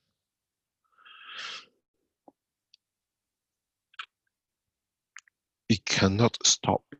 By the nature of the law of the plasma and physics of the magnetic fields, there is nowhere in the universe which is void of energy. There is nowhere in the universe which is void of motion. Depends what you want to call. As I was explaining to children, you sit in a traffic light, everybody, traffic jam, everybody is at the 0 point, what you call minus 270 Fahrenheit, because nobody can move. But there it comes a bicycle or the water bike just passes you, zoom. Is the 0 time for him too? Or you got yourself in the 0 point time? But you're still breathing in the car and the kids are in there, so they're not dead, but they're part of the structure because they can't move. They've reached the point of 0 motion, but inside there is still life. There is emotion, dynamism.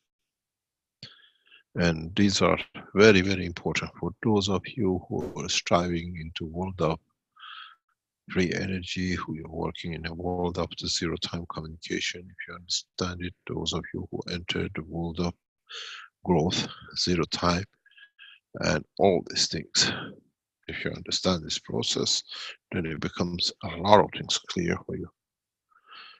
It needs to be done. A lot of you have to understand these things very rapidly, because in the coming time, you'll be left behind. It's no use using my name to do other things. You have to use your own intelligence. And these things, in so many ways, to be able to reach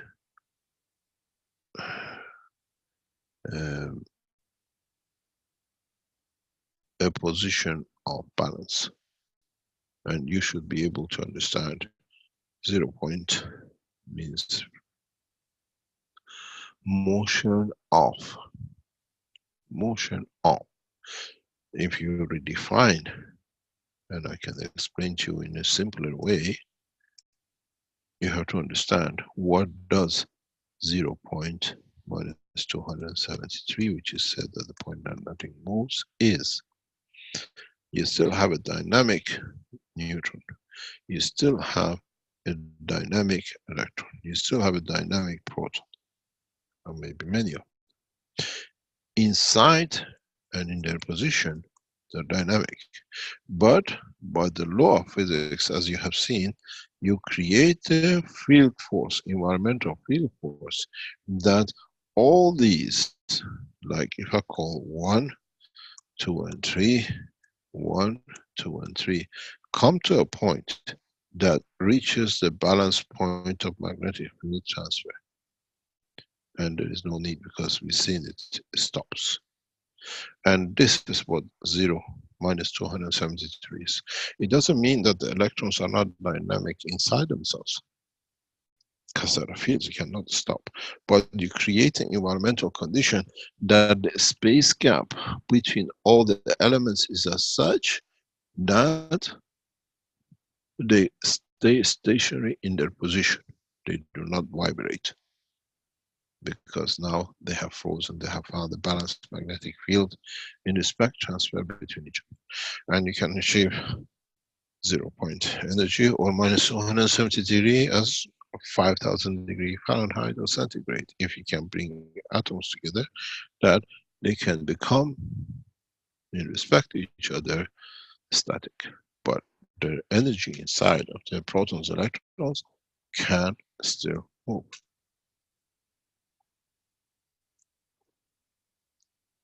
This is what was not acceptable in the science and the knowledge of the matter state. Now that we live in the dimension of the gas state, we can understand this, so it can be done.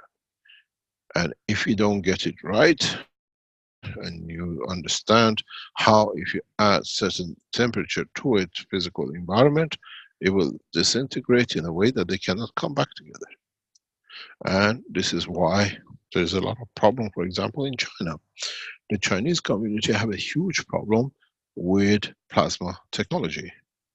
And they have this problem because by nature, by the culture, they don't drink cold water, they don't drink room temperature water is not drinkable, it has to be warm. And the warmth has to be below 37 degrees, which they don't like in so many ways. But now that we produce ganses, our ganses, in fact, are the same structure as your body temperature. They are gas, and the constitute is the same as your body at 42 degrees, 43 degrees. The separation of the atomic structure, plasmatic field of the gas creates separation of the gas positions, or what we call the brain cells die, because now they separate. They don't die, but they separate from each other. So it's a very hard decision to get the Chinese to drink gas water, because it has to be warm, otherwise it's against God's wish. Now you try to give a warm water to an Arab, and he hasn't got ice in it, it goes nowhere. And these are the things which we have to understand. And we can create condition of gas in the structure of the body of the man, that man can stand a couple of 1,000 degrees. We see animals in the deep oceans and the volcanic eruptions inside the seas. We see shrimps which they live very happily after about 700, 2,000 degrees. There they have no problem. And it's the job of you as knowledge seekers to start understanding these phenomena, this new understanding, this new knowledge in the direction of the interaction of the gases or interaction of the matter field strength and the matter strength. And then you go into the next step.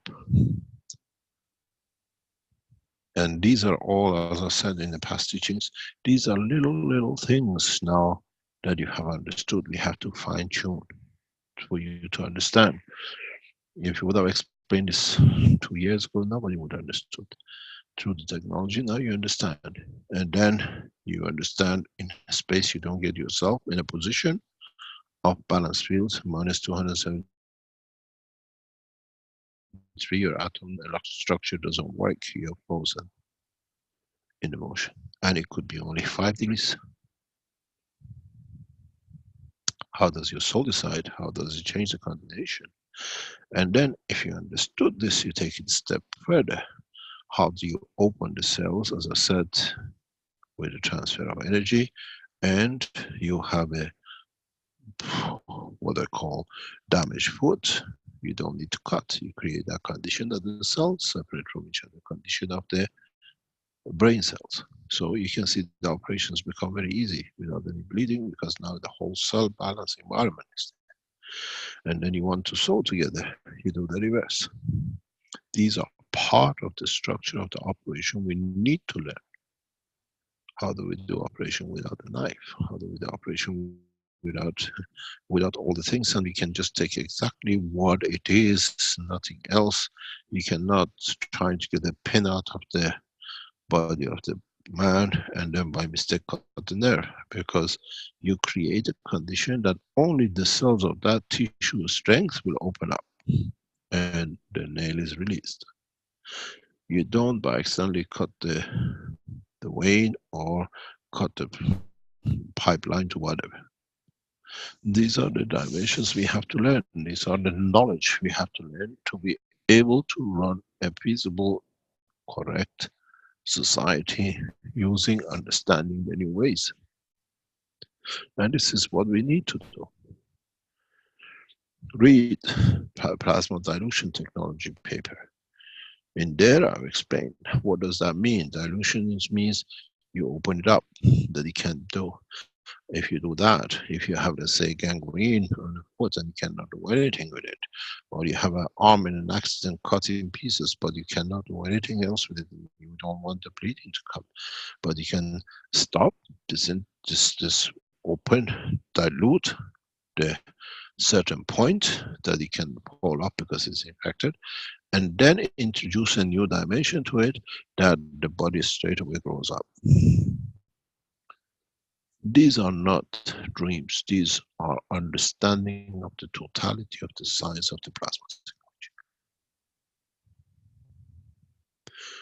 And this is what is still to come. How would our scientists carry an operation without a knife? How do you carry this operation without, what do you call it, any tools? When our knowledge gathers, this is part of the electronic and electrical and what I call plasma technology systems, is to assess the energy of the muscle tissue and replace it if it doesn't match, or open it up that you can allow it to grow something else. You understand? If you understand the totality of the knowledge, it's very easy to apply it. When you are given a hospital, you don't need any cutting. You never see blood, because if you know what you're doing, you decide on the direction and distribution. You can grow the whole structure of the arm, let's say it takes 6 months to grow. If you program it that is there and you understand the process, you grow the arm in 6 minutes. This is what the reptiles do. Now we know the technology, we understand the technology.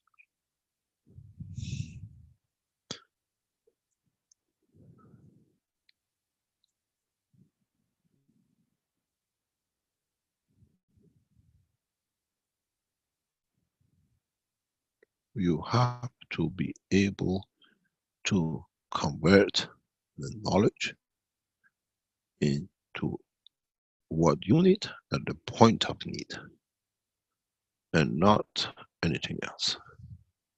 As I always say, just because you have a knife in your pocket doesn't mean you have to use it all the time, does it? You put it in there when it's needed, you take it out, you cut the melon, you cut a piece of wood in your shoe, and you put it back in its place.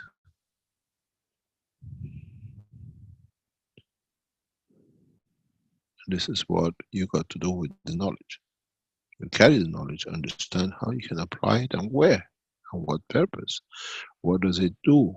What does it deliver?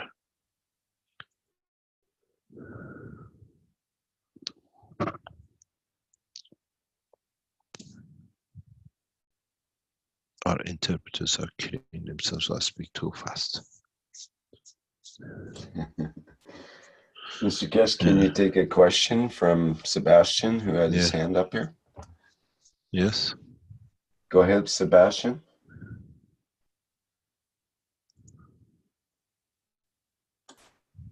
You'll have to unmute your microphone, or I can do it for you there. Go ahead. Hello. Yes, hello. Yes. I was just listening, and then I heard you said I have a question. Then I watched the display, and I saw I had pressed the button that. Oh, you didn't mean to ask a question. You just accidentally had your hand up. Yes. Okay. Right. Very good. Thank you. Thank you. Carry on, Mr. Keshe. No problem. We try to interpret the technology, the knowledge, and you have to understand that many of you will test it, many of you in the future. Now it's there, it's in teachings. They will test it and it works. And then we go to the next step. We go to the next understanding of the knowledge. One of your biggest problems will be how you transfer the soul of the man. How do you allow the soul of the man to separate from its physicality? When a physical body, but the soul decides to stay behind, but the physical body is not there to carry it. You can transfer the soul of the man to a new body, but you allow the soul to create that body as it is. These are the knowledges which the man has to learn. It's the soul which has the memory and keeps that memory, not the physicality. Because as the brain dies in the coffin, has no memory, it's gone. So if a soul, now the man gets educated, decides to stay behind because he just fallen in love with a beautiful woman and she's everything he was waiting for 200 years on this planet. Now he says, darling, you know something? If the facilities are made and I can be, I'll come in this. How would you like me? Blonde, blue eyes, what's your favorite man? But then I create my physicality according to dimensions of the wishes of the soul of the woman. To please, to give the pleasure of existence. Man still got a long way to go to learn a lot of things. But you go back and you understand how the soul of the man was kept in the boundary of his physicality by circulation of the blood. So you create a new dimension of transfer of energy to replace the blood, and you literally move the soul with it. As simple as ABC. 5 seconds ago, you didn't know how to remove the soul. Now I teach you. Now go and see if you can.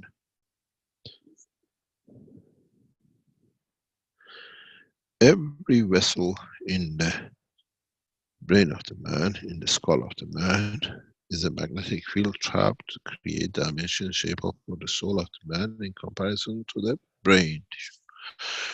Then, if you can replicate it, man never dies in the dimension of physicality because you can move the soul on to become. This is how we'll transfer souls between what you call the universes.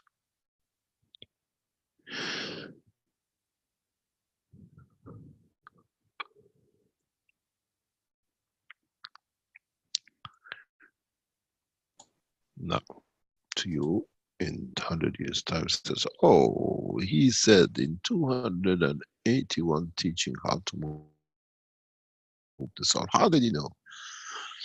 Come with me, I'll show you everything in the universe. So, if you understood the previous teachings about containment of the soul with the flux, magnetic field flow of the blood, then it should be not hard to understand how you can change the same gravitational magnetic field into what we call the strength of the soul of the man. Somebody's microphone is open. And this is part of the process. You have to understand the knowledge. You have to understand the totality of the knowledge.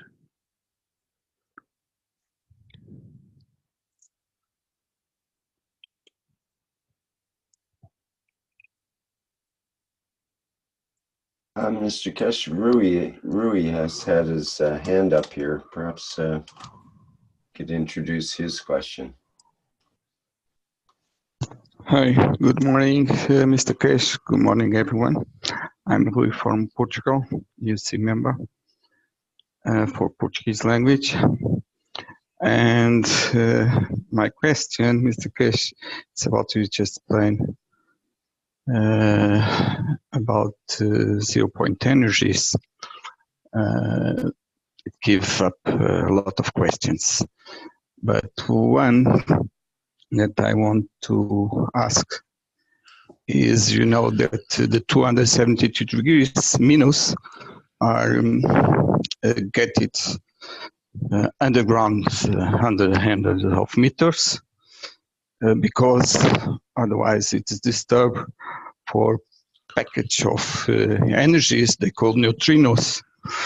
And my question is if the 0-point energy, as your knowledge, also affects the peaks of magnetic streams before become matter, as you explain in your books.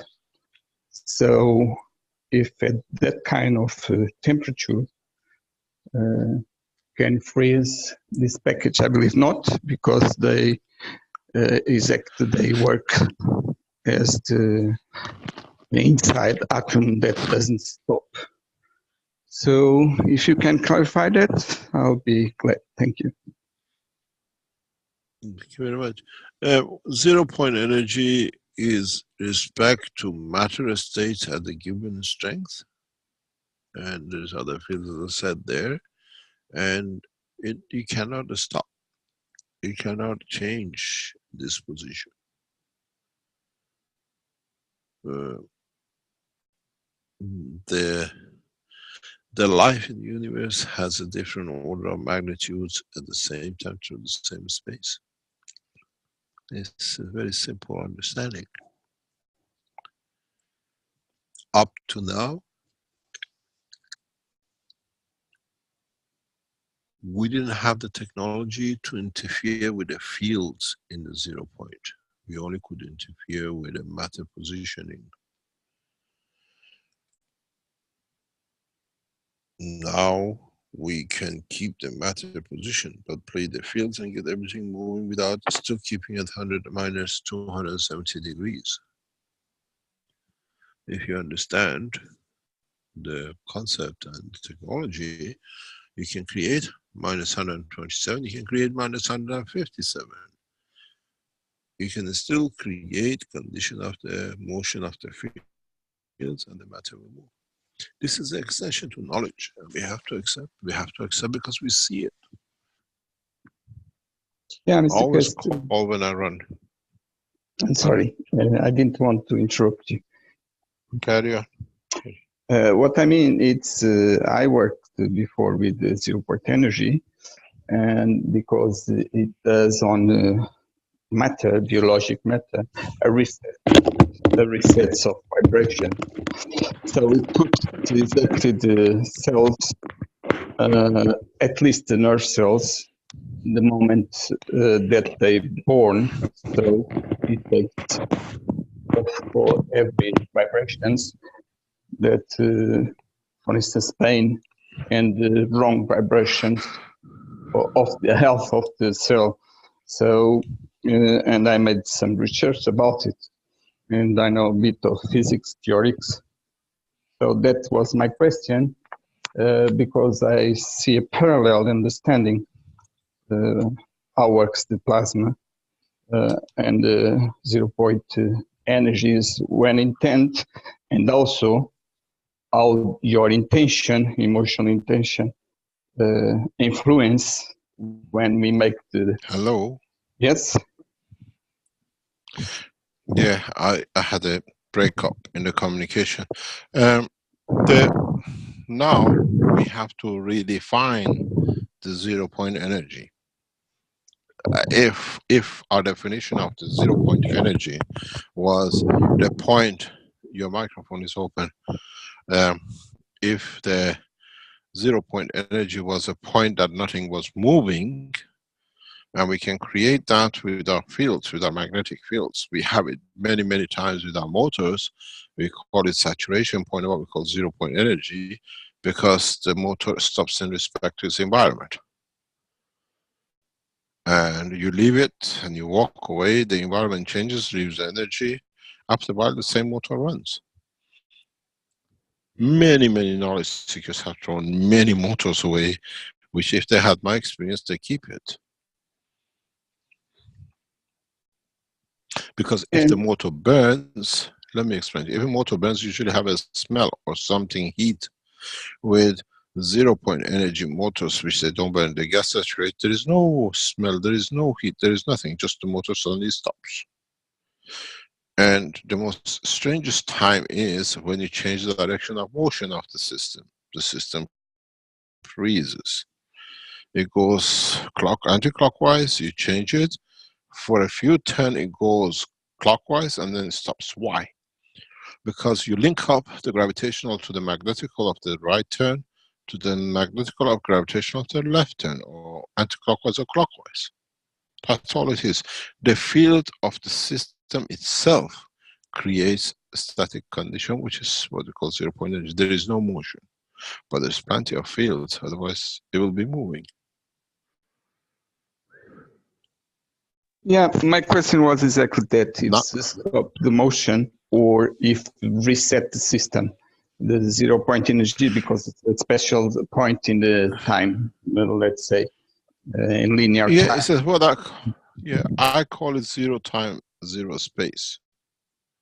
0 time and space. And that's is more appropriate than 0 energy space.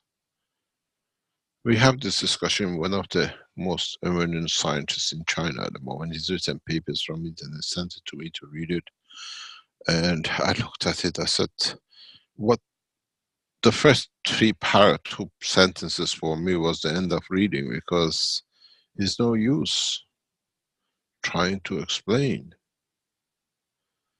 Very soon, in the next couple of weeks, I hope, when I have time, I'm doing a work with an Iranian scientist, a very strange scientist, but it's amazing. He has come with the knowledge.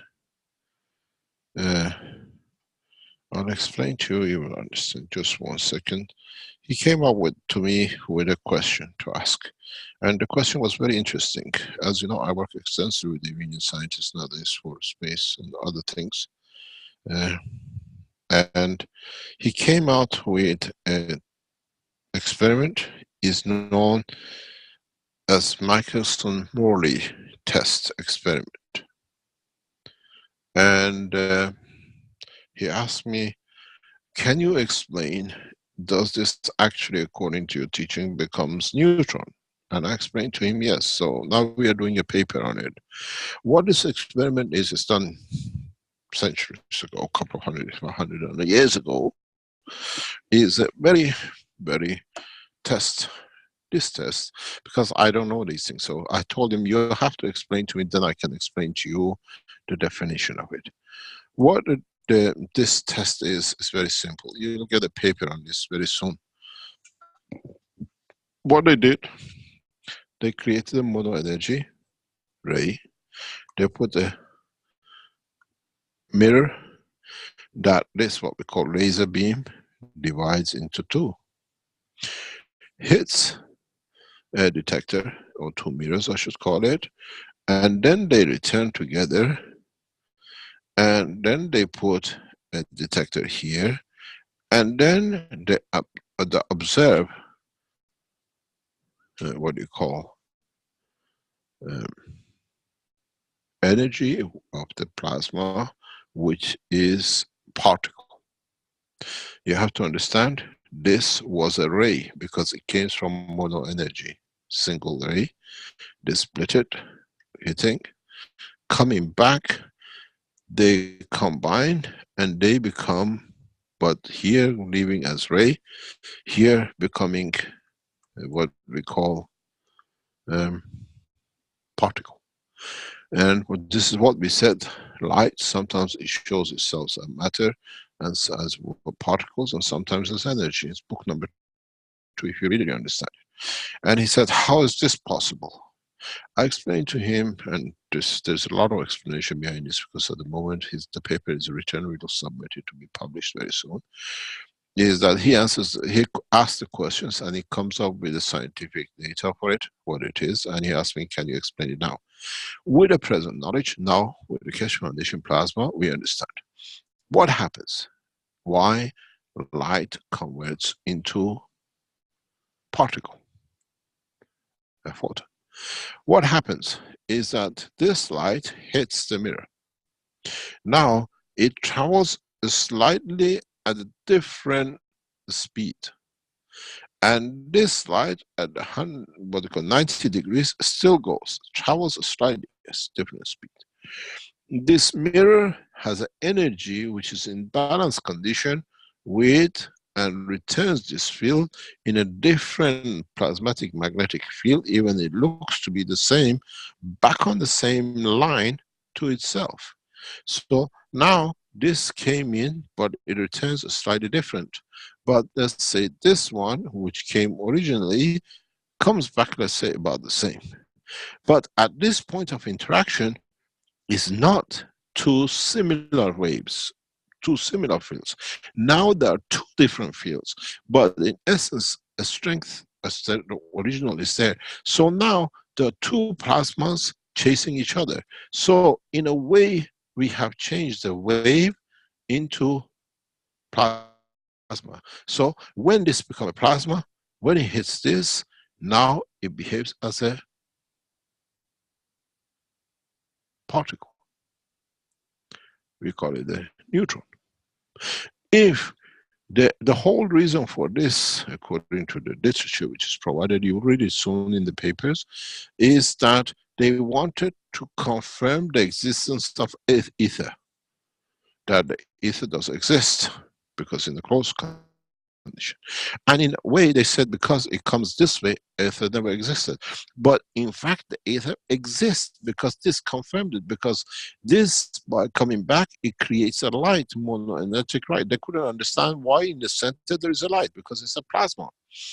But at the same time, in the direction of interaction of the plasma of the new fields which have come together, in interaction with the fields of the environment of the thing, light with the fields or light with the plasma of the environment creates light.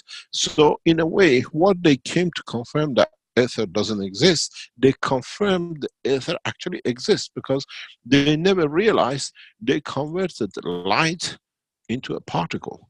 And this particle, being dynamic, interacts like the sun and the earth and creates light. So it confirmed ether or magnetic field in the environment exists.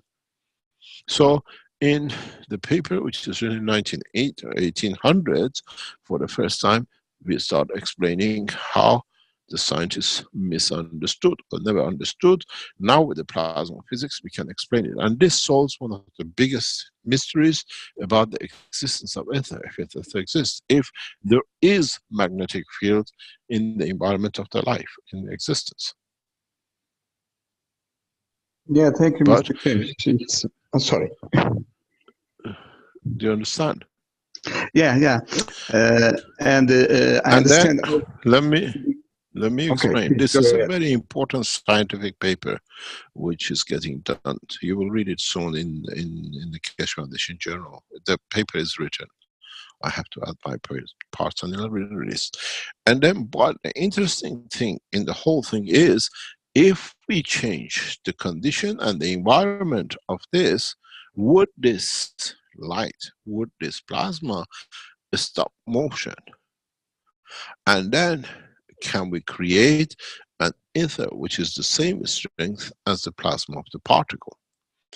This has huge implication in the world of energy deployment in space. But if the scientists in 1800, when they did these tests, understood, Americans would have not spent billions of dollars making a neutron bomb, because they were trying to find a pure neutron that they could work with. Because in fact, if you do what these guys did, Michelson and Morley did, you ended up creating monoatomic, mono field energy neutrons, which you can use for anything, even energy production. And now we can go back. I started working with a lot of scientists around the world in putting a lot of things, explaining with a new technology. 180 odd years, paper for the first time can be explained. And you read it in, in the article which will appear in the Keshe Foundation journal in the next month. Hopefully we're trying to work on it. And the beauty of it is you see the magnetic field. You see a pattern of what you call lights, white lights. And the white light shows exactly the condition we see the white light on Earth, between the interaction of the plasmatic field of the Earth, which has to have a gravity and magnetic field, and gravity magnetic field of the what do you call it, the environment. This what do you call this paper, Michelson and Morley, is one of the fundamental papers of the physics written some time ago, some 100 years ago, and it goes back to the paper, the understanding of the science. Now we can explain it. We can explain the same thing as we can explain zero-time energy, zero-point energy, you call it. And then if you understand it, is does the zero-point time space exist, which is actually is at the point of a start. At the point when you start, because we could never start, now we have the knowledge to start a point of interaction, we have what we call zero-time space.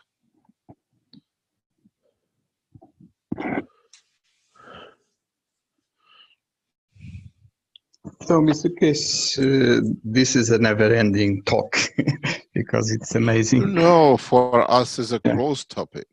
Yeah, but I understand this very well. I think you explained it nicely in your second book. No, your third book. No, second. About light. So what is the wave and the particle and how it moves one with each other. It's very good. The ether here, it's a new point that it's very interesting, without doubt. Can I keep my first another question? The journal, Keshe Foundation journal, you mean Plasma Times? Yeah. Okay. And my question is, because this is a wave, material wave that becomes particle, you know that.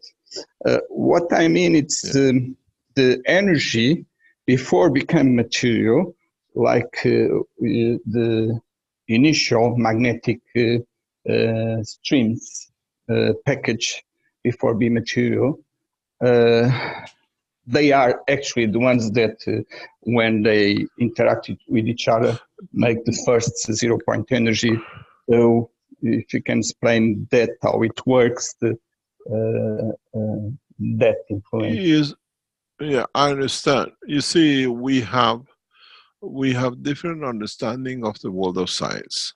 And this is what, because the scientists never understood, could not clearly explain how we end up into a particle, or how we end up in having structures and neutrons are created.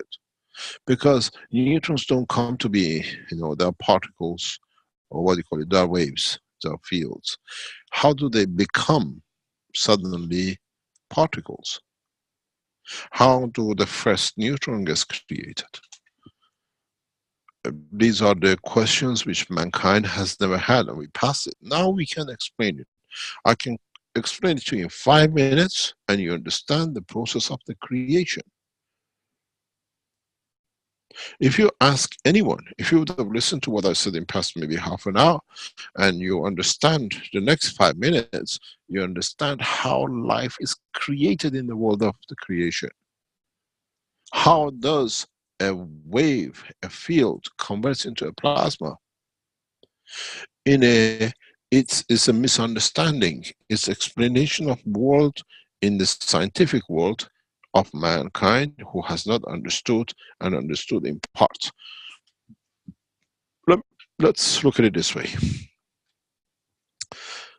I was teaching this to Iranian scientists today, and it's very easy to explain. You see, we have a matter state. Matter state, if you look at it, it looks like this. I've drawn this many times. We look at it, molecule, we can't put anything in it. But if you really look deep enough, open it enough, it looks like, if I go at this level on this side, it looks exactly like this. It's a space gap, but very tight. If I create a condition of it, when it becomes a nano, is this. But a matter state still has you cannot put two what you call cells to dynamic fields, you call them atoms together. Impossibility is a Magna positioning. So now, if you understood this, it's very simple. If you have a field coming in the direction of work and it can get through this, does not create any resonance because it's moving. This field position is magnetic field positioning itself to the other fields in its environment. When it gets to this gap, has two choices. To penetrate this gap, if you come down this way, it has to find a way to the strength that it can go. It touches itself so much that the strength becomes the strength of the gap and it gets through. So it has to create what we call a resonance, what we call a wave, to be able to get through. And once one has established that wave, the rest can go through. We call it 50 hertz, we call it 60 hertz. And then we find why copper wires work perfectly 50, 60 hertz, because that's the space gap which creates, we go through. But if you create a condition that in material coming in the space, if the material, or what I call the fields, coming at a point that in interaction with the structure, the magnetic field, gravitational field, the two, does not allow the field to go through, the field has to find a position and it curls up and it curls up because the fields are coming in. And in that process, not by the matter obstruction, but by magnetic field obstruction, it creates the first fundamental plasma, what we call the neutron.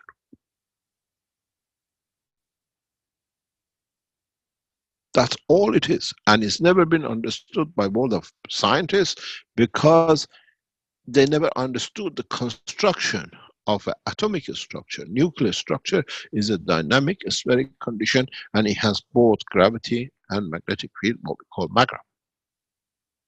If the wave which is coming in comes to the point that the magnetic gravitational field force cannot penetrate, it's like putting a ball on top of a hairdryer and blowing it. It starts, it cannot go, so it starts rotating. The fields now, because of some of the losses to its boundary and some of the higher strength inside, it becomes dynamic and the wave becomes a particle. Now we have the fundamental particle. And when it comes to this point, it has to create itself a condition of magnetic gravitational positioning and it releases itself as the first neutron. And then this condition, if it holds on many neutrons and then the division to electron, leads to creation of the first cycles of matters, that it leads to creation of planets, stars, and the rest of it. This knowledge up to today was never understood. Now you understand how the fundamental particles, what we call neutrons, are created. You can do it yourself in a laboratory if you understand how to do it.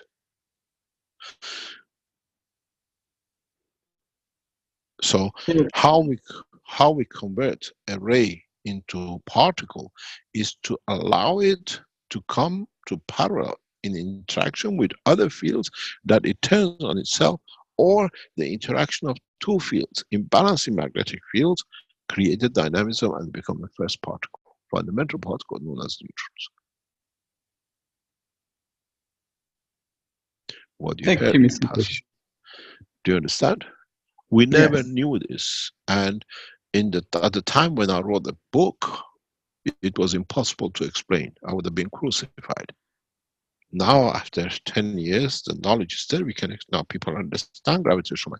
If you create with your balls, even if you do your balls, you have 2 or 3 dynamic balls. I was trying to teach this one to Arman last night, and he wrote me a message just a few minutes ago. He says, it does not work. Arman, it works. But you have to understand that this is, it says that's no good. It's perfect. It works because If you create with one field a fundamental plasma, fundamental single ray that hits into the dimension of the two with your star formation, you can start creating life. You can start creating matter condition. This is very much like when you go for camping and you need fire and you have nothing else. You have two pieces of wood, you got to create fire from it. You have to create inner dynamic energy, that the energy gathers together and creates, what you call friction, magnetic fields. That is done. So nowadays we become a better fire makers than in the past time. You get two dynamic reactors that their fields in balance can block a magnetic field which comes to it. You create the first atomic structure, what you call the neutron. And if you get your fields in the right direction, voila, you can create whatever you need. Because you can dictate the condition of the 0 point on it. We can dictate what you want it to be divided into. And if you can manage repeat one after another, you have still a neutron coming. By the time it falls, the one has already some lost energy. You have your atomic structure. A neutron, a proton, an electron. This is how matter fields in the universe, in interaction with the fields,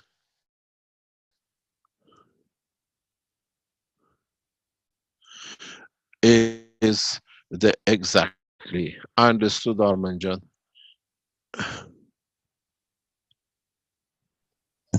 Thank you very much, Mr. Keshe. Thank you very much. No, Thanks. Arman is sending me a message in the background. So if we understand this, we can produce any material in the universe because we learn how to make the fire. This is how the fire of life, the essence of creation of the neutron, the essence of the beginning. That's how we relate to neutron, to nitrogen, to hydrogen, to everything else. And then if you understand the work of this strength of this plasma that you can dictate, and the strength of the soul of the man is here, you can carry man with you anywhere in the universe and feed it. You don't need to feed the man. I have taught you the knowledge of the Creator. You do not understand.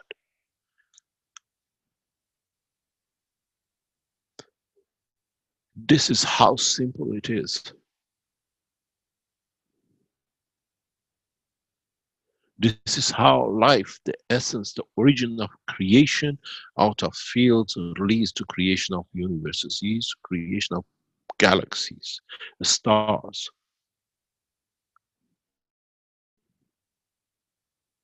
This is how the brain of the man is structured.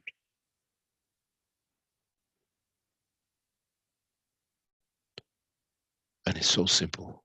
A child in the first year of school can understand. Because we never understood the fundamental, the cornerstones of the knowledge of the creation. And that's how simple it is. Now, our American friends spend under 20 billion to make a neutron bomb. I can paralyze the whole of American force across the universe in no time.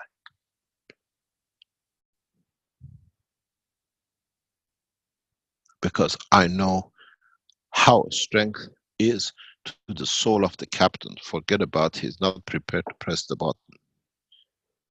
I'm not relying on the paralyzing, the weapon technology. I paralyze the captain. That's all enough. I bring his conscious to correctness. I press this button. What do you call it? A rocket goes out. Whoever I kill, I'm responsible for. I'm not standing there. I'm not a murderer. Now let the president talk as much as like tweet and Twitter anywhere he likes. I said, with my knowledge, I bring the world leaders to their knees to accept the peace. And this is the beginning.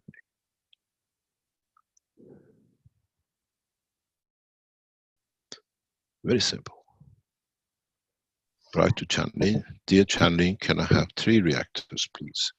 2 to create the barrier and 1 to send the field. Chanlin says, thank you very much, Mr. Keshe. My orders, I'm getting very rich.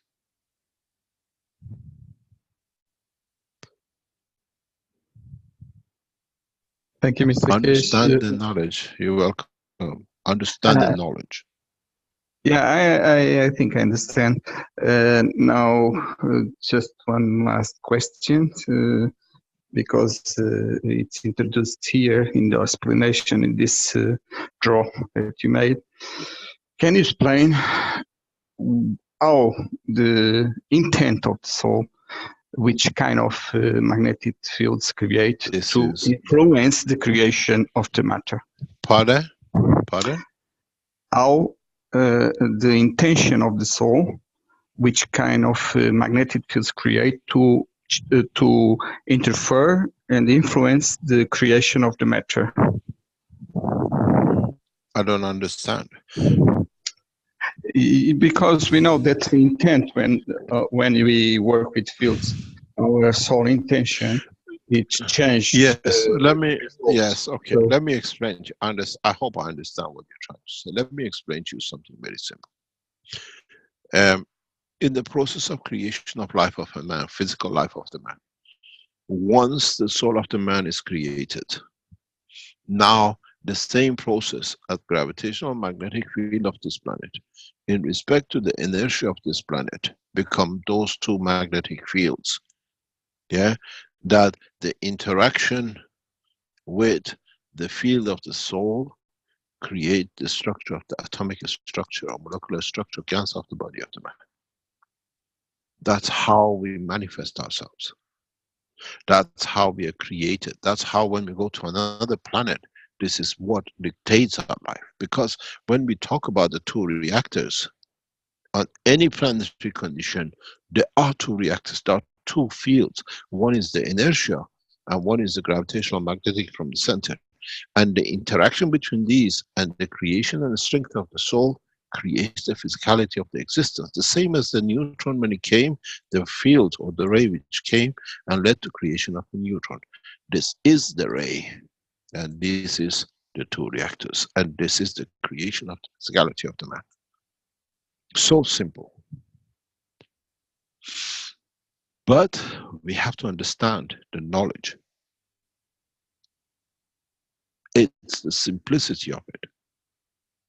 Is understanding the totality of the knowledge now that we look in the condition of the plasma interaction, the fields of the plasma. Then you can see creation has no meaning. It's a simple accident of the universe. A field travels the span of the universe from one end to another, does not find the resistance that it finds itself that you have to stop to rotate. It's just like opening a water nozzle and hitting a wall. You see the curls and rolls away. But this field turns and runs because it has a ray coming behind it. And then it creates the same fields. Or in interaction with another one of the same, it creates a plasma, as we've seen in some of the demonstrations. This is the most natural way that in the universe, lives are created. Fundamental atomic structure, what we call a neutron, is created. You don't need two rays. You can do it with one ray, but you have to know how to block and how to stop and how to create a dynamic. Because once you see in a dynamic condition, once you have these gravitational magnetic field of what we call inertia and the matter come together, they find a balance somewhere. And when the first atomic comes, it cannot get through. It doesn't have the frequency because plasma does not have frequency. So it cannot go through. Otherwise, it converts itself to a wave. So in that process, it turns because it has to find a field transfer. It turns. Now, once it turned, it has to find gravitational magnetic positioning. And now the game starts. Till it gathers to the point that the field strength is so much that one or the other rejects it to its condition and the position. But in respect to the soul of the man, consistent of it leads to creation of the arm and the leg and everything else, because everything is in a Gans condition. As simple as that. So my intention can influence the. Yes, because you change the field strength of it, of course. Yeah. And don't forget your intention. question. How I change the fields with my intention, because it might send some kind of fields to the system that I'm put my attention. So if I have to see that, I'll be glad. You see, it's the field strength, and how you have to have two fields of different strength that you can create that intention. That's emotion. Even emotion is dynamic plasma.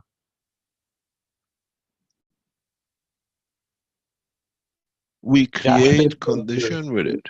Yeah, that was the question. Thank you. You're welcome. This is part of the knowledge which has to be understood. This is what I say, you give me what you want me to make. How many tons of calls do you want to make? This is part of the life, what leads to life. This is what we explained, the importance of the salts in the life of the man. Creation of gravitational magnetic fields.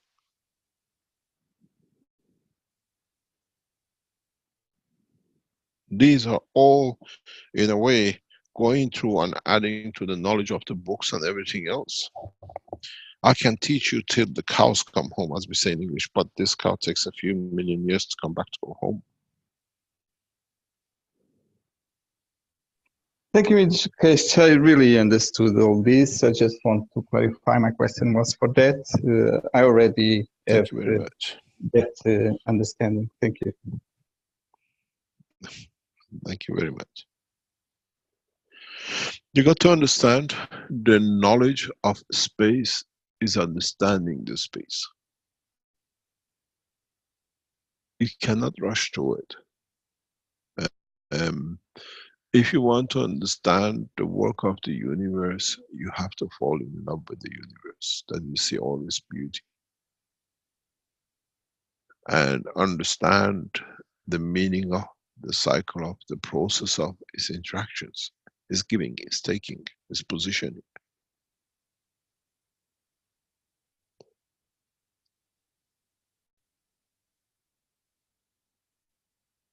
And this is part of the knowledge which we try to explain, try to bring, what do you call it, in the line of understanding of the totality.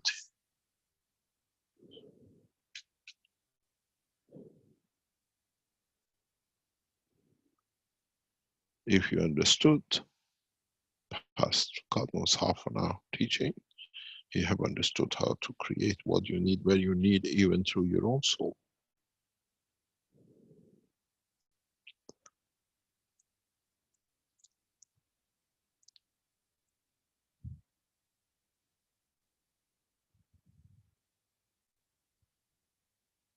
Then you have to ask yourself one question. Did Adam use his rib, or did he use his soul to create you? If I was in the classroom, I put my finger up and I say, I know, can I answer? He used his soul, there was never a rib.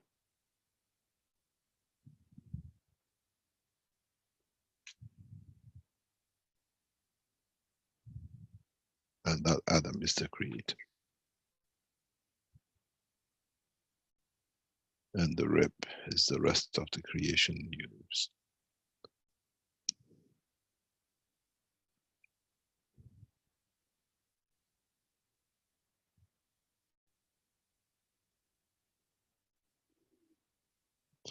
Any other question?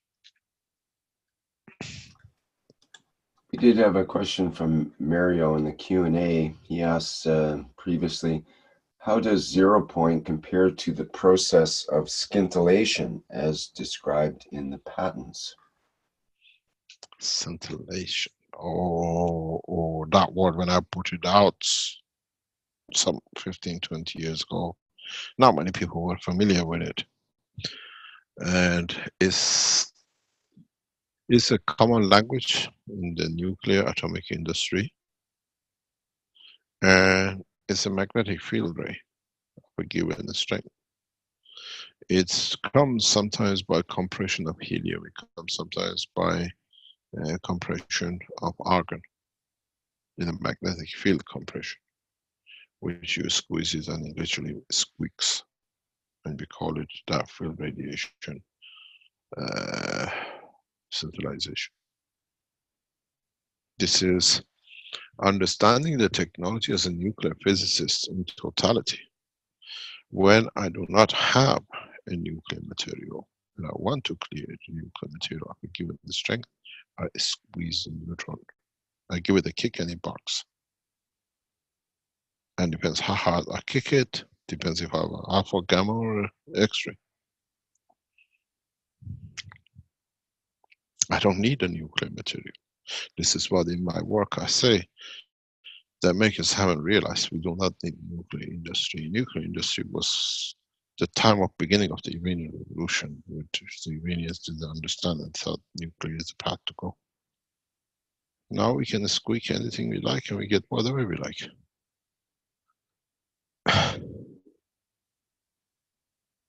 Don't forget, I'm a master in plasma technology and I can do anything with it I like, but I understand how. And centralization is very simple. If you look at it, we put a very, very small amount of layer of helium or argon or krypton, and then we create a high level rotation in a way that we squeeze it. And when we squeeze it, it's like, you know, you put somebody against the wall and you squeeze them, they go, ah, and that is an alpha radiation. And then they go, oh, it's a beta radiation. If you squeeze it harder, they go, oh, and that's a gamma radiation. I know how to squeeze it. But helium has characteristics that if you squeeze it, majority of the time gives you alpha radiation. That's all I need to release energy and the strength to the atomic hydrogen to make it, sorry, to molecular hydrogen to make it to atomic, and with the next step, as we do with the salt and caustic, to change and separate the new electron from its proton, and then I have a plasma. And then, if you can squeeze it hard enough, then you can bring all the plasmas together that you have a soup. It's not anymore, you know, water and salt and sugar, is all together. The patterns, if you read it, understand it, is the essence of creation, but you have to understand how. We call it centralization, but if you're a nuclear physicist, it's one of the first things in the world of nuclear you understand. And you go to the next steps, how you don't have a dynamic structure in a Coca-Cola bottle, but I still need the fields to be able to create atomic hydrogen because I have the carbon in the plastic and it's molecularly bounded. So what does create a specific condition in random radiation? The magic cash liquid, you just add a bit of atomic potassium, and then in time, if you allow it a few minutes or a few days, some of it converts to K40, which is radioactive. Voila, I got my centralization again. I know how to walk. For me, then it's how to jump and run. But to you, because you're not a nuclear physicist and haven't been trained that way, these things look a bit fancy. But these are the alphabets of a true physicist in the world of nuclear. Creation of energy. And I know how to create. You give me a canvas, I can paint it any color you like because I know how to make the paints and the colors. It's the knowledge in the patterns are very, very clear, but it sounds a lot strange to a common man because you don't come from that field. If you work in the plasma technology and understand the plasma physics, it happens in a way. If you look at it, another word for centralization, you call it thunder. How the two clouds collide and they squeeze each other depends what kind of lights you get. If it's very strong and you squeeze each other, you get a beautiful huge light. That's a gamma ray. If it's just That's your alpha. That's all you need alpha to ionize to create enough. Why do we have so much lightning in the universe on this planet? Because we need it, because they lead to the ionization, separation, and creation of fields, which lead to creation of coming together the elements of the amino acid and life. That's all it is. Without the thunder in the upper levels of the atmosphere, we would not create sufficient protein that mankind can use.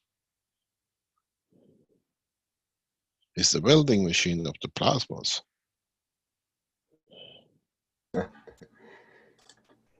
And they've also discovered antimatter actually in lightning. How could that? What do you call an antimatter? How can it be like antimatter? Just because it goes the opposite direction. Opposite charges. Instead of a proton having a positive charge, it's a negative, or an electron. Now we know why. Negative charge would be a positron with a positive charge. You see, Einstein never understood, and they call it a funny thing.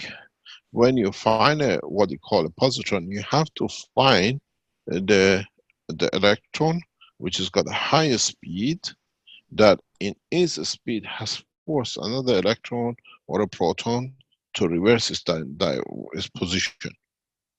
And you can create it very easy. You can change an electron to positron on whatever you want to call it, very simply nowadays. Extremely simple. If you understood the production of nanolayers and then production of conversion to gas, you can produce tons of, half of the gas you produce can be positron. It's not a mystery anymore. If you create a gravitational magnetic field at the strength enough and closeness enough, which is packed with other magnetic fields, these two have to flip. It's literally get two magnets to I think if you have any magnets in front of you, you can show it live. Get two circular magnets, bearing them to each other, and then put them in the opposite way that they have a gap, and bring them close to each other. One of them turns, and it comes back to you.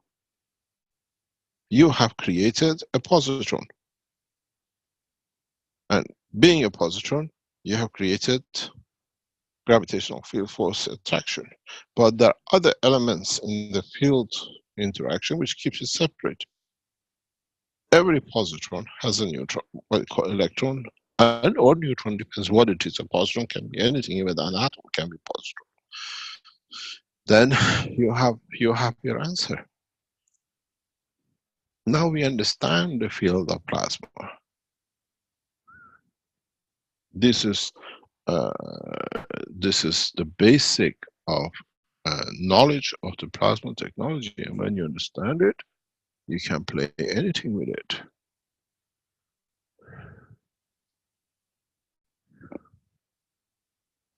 But now you dictate, because you decide. And if you create a gravitational magnetic field inside, even when you make different balls, if you create the right condition, you can create a field strength that the ball, even a close ball, the central ball disappears, because you create a field which is plasmatic. So now the energy becomes energy, the matter you have, and this travels through the plasmatic field of the wall of the matter. Because the CH bond of the plastic whatever you use is not strong enough to hold it. But when it converts it back to itself.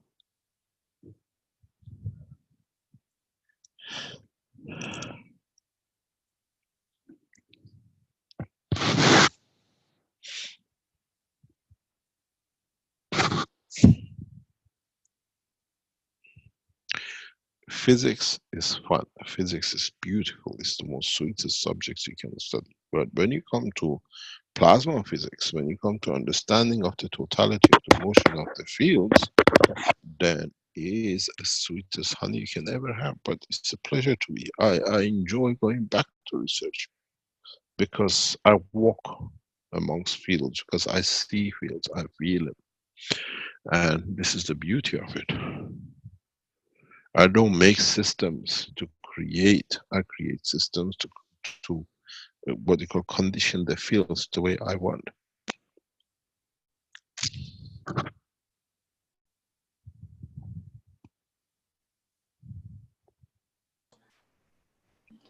You did mention getting back into the lab environment and so on. So are you getting enough time doing that you're finding pleasure with it, or you're advancing?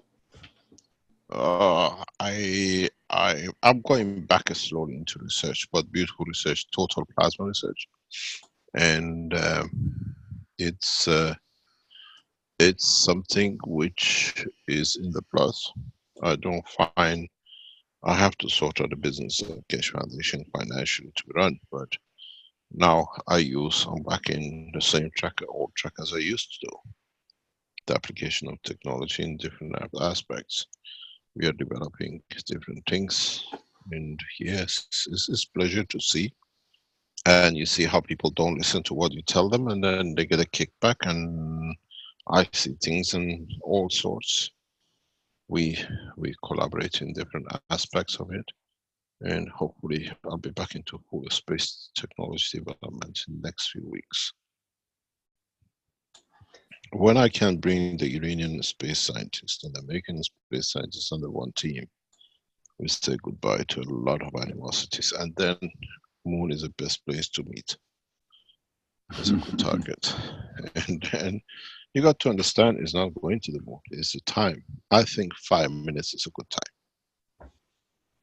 And it's a challenge for the scientists to achieve it in the next few months. First international moon meeting. Very much so.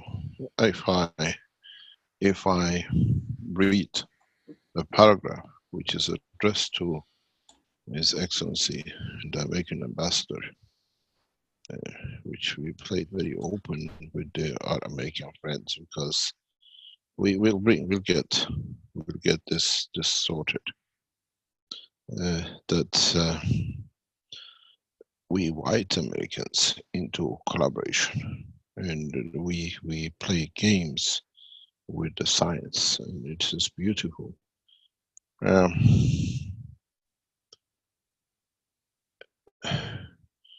Americans have to learn something. They know nothing about the space technology compared to what we know.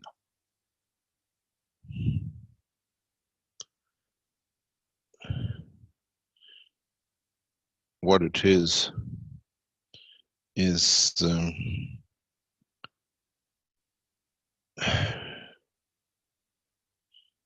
I've addressed the American ambassador in Beijing, His Excellency Ambassador Terry Branston, and we're negotiating for peace. And as you know, I create conditions till we get what we want. And it's very simple. It says in the recent past weeks, American administration now knows the new game in the space technology, and knowing that the war with Iran will be fruitless and advanced technology is used for peaceful conduct, and there is no need for obsolete nuclear technology. The president has announced on his trip back from the United Kingdom that the American space program has to restart and go to Mars, because the Iranians are going to Mars. Now with this olive branch, we offer you the new technology that you do not need to waste so much time and your nation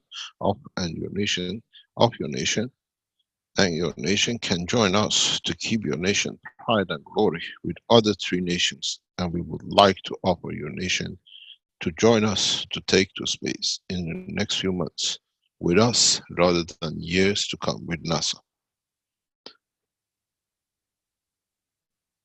And we are very, very adamant in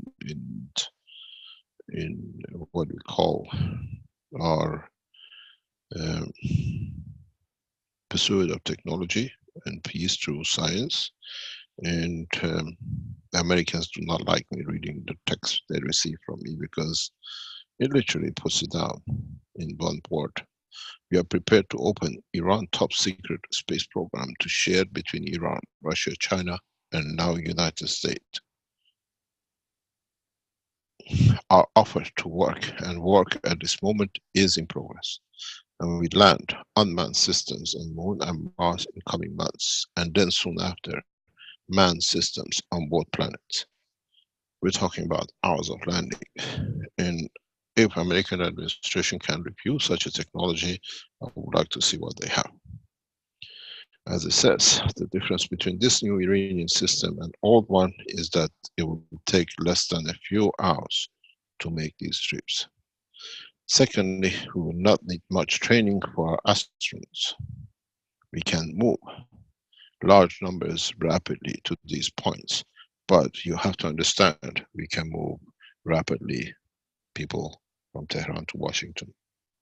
And the same from Washington to Tehran. If President Trump decides to move, a lot of things can be done.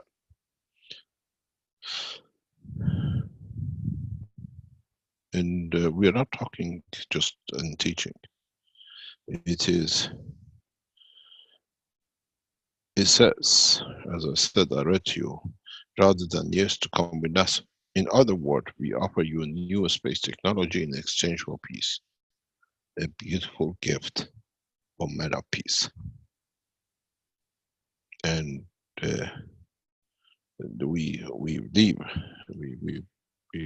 cajole with the Americans till we get what we want. And if the American president can say no for man, for Americans and the Iranians next to each other and the Chinese to go to Moon and Mars and deeper space in the next few months with the present new technology, there must be something wrong with a man's brain, isn't it?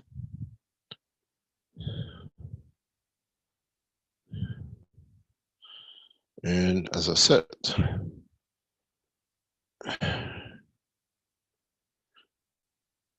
it should not be surprised. You should not surprise your government if American naval forces will meet the same fate as your flights and ship over Iran with Chinese territory or in Chinese territory. Now that the space technology is shared deeply with peaceful governments, which means we leave no room for negotiation. There is no room for negotiation. Peace does not need to be negotiated, it has to be embraced.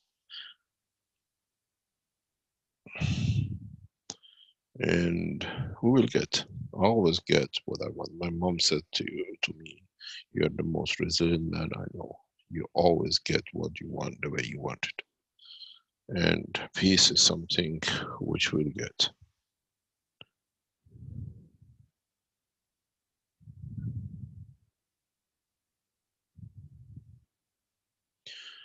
The offer to the Americans, to the American ambassador in Beijing is very simple.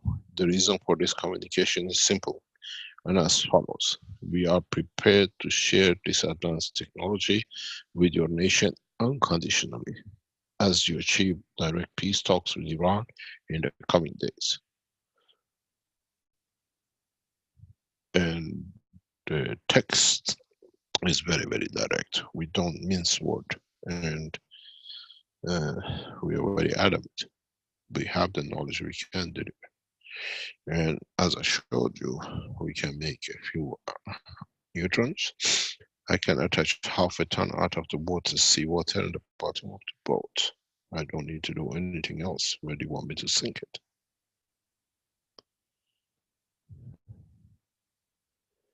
And this is what we have to learn.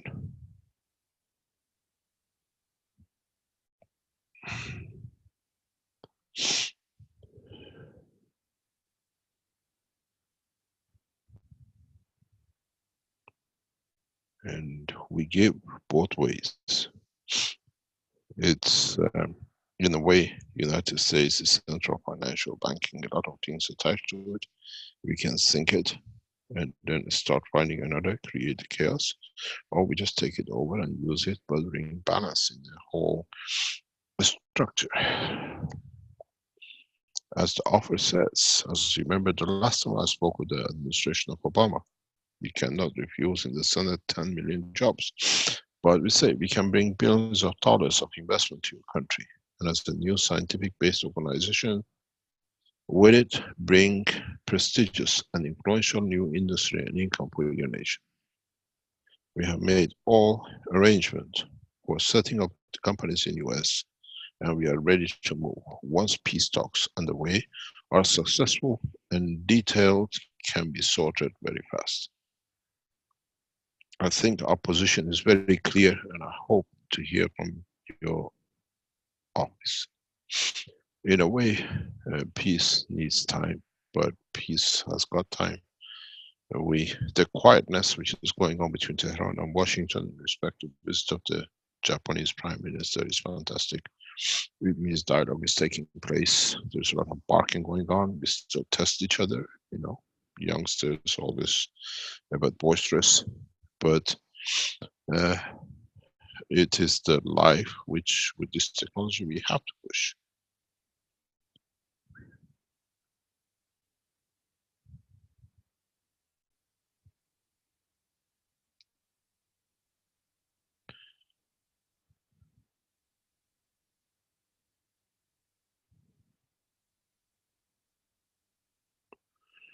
We, as we say in English, we leave no stone unturned till we get with the knowledge.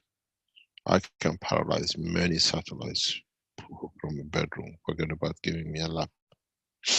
It's the worst place to put me at the moment. To put me back in the lab to start working. It's the culture we come from, it's the culture we understand, it's the culture of peace and what we give.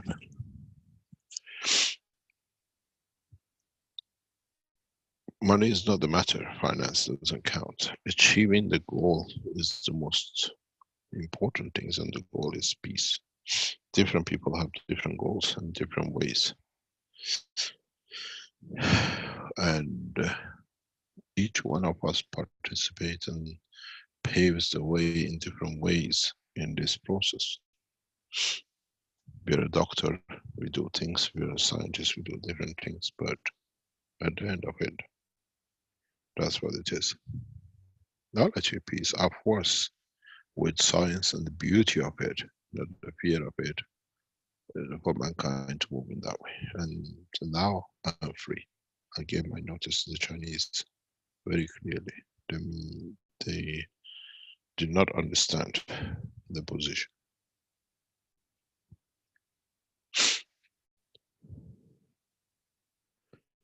And there are many people, I'm not the only one, there are many people who live this life.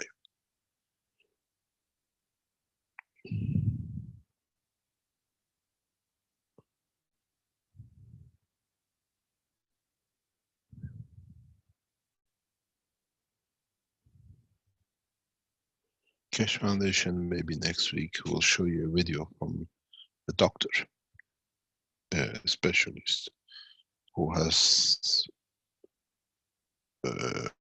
left his work, not work, but he's taken his work to help and to serve the others, irrespective of what it is and what it is. In the world of what do you call West, he'll be given many Nobel Prizes. But as the American government says, there are no Nobel Prizes for the Iranians till they get what they want. But there is an Iranian doctor which is doing marvelous works in Iran. And we get to know more of these people. It's not just in Iran, we see it in West Africa too. That they want their life fully to change people's life. And they see it as a privilege, as an honor to be able to serve. I've asked the team to put the translation to it, and the Iranians have made a translation of it. It's a live video from Iran television, and then if you understand it, the translation is not precise, it doesn't carry the feeling of the talk. But there are many people like this around the world who give their life to serve, but each one of us serves according to the knowledge we carry. And with our knowledge, we know how to carry this, the structure of the piece. I am relentless. I'll achieve world peace.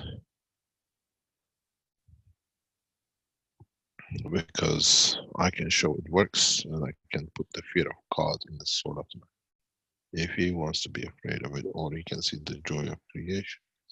It's the same knowledge, depends where you stand. As we say, are you magnetical to the position, or are you gravitation? If you're magnetical, you see the joy of life.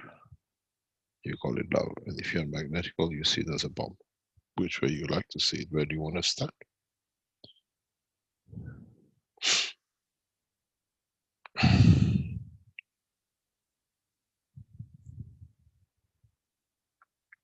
Do not be surprised if you are seeing very soon Iranian scientists back and forth to the United States and the Americans in Iran and China. The structure is getting set up. Scientists dictate the course of the government, not the government for the scientists.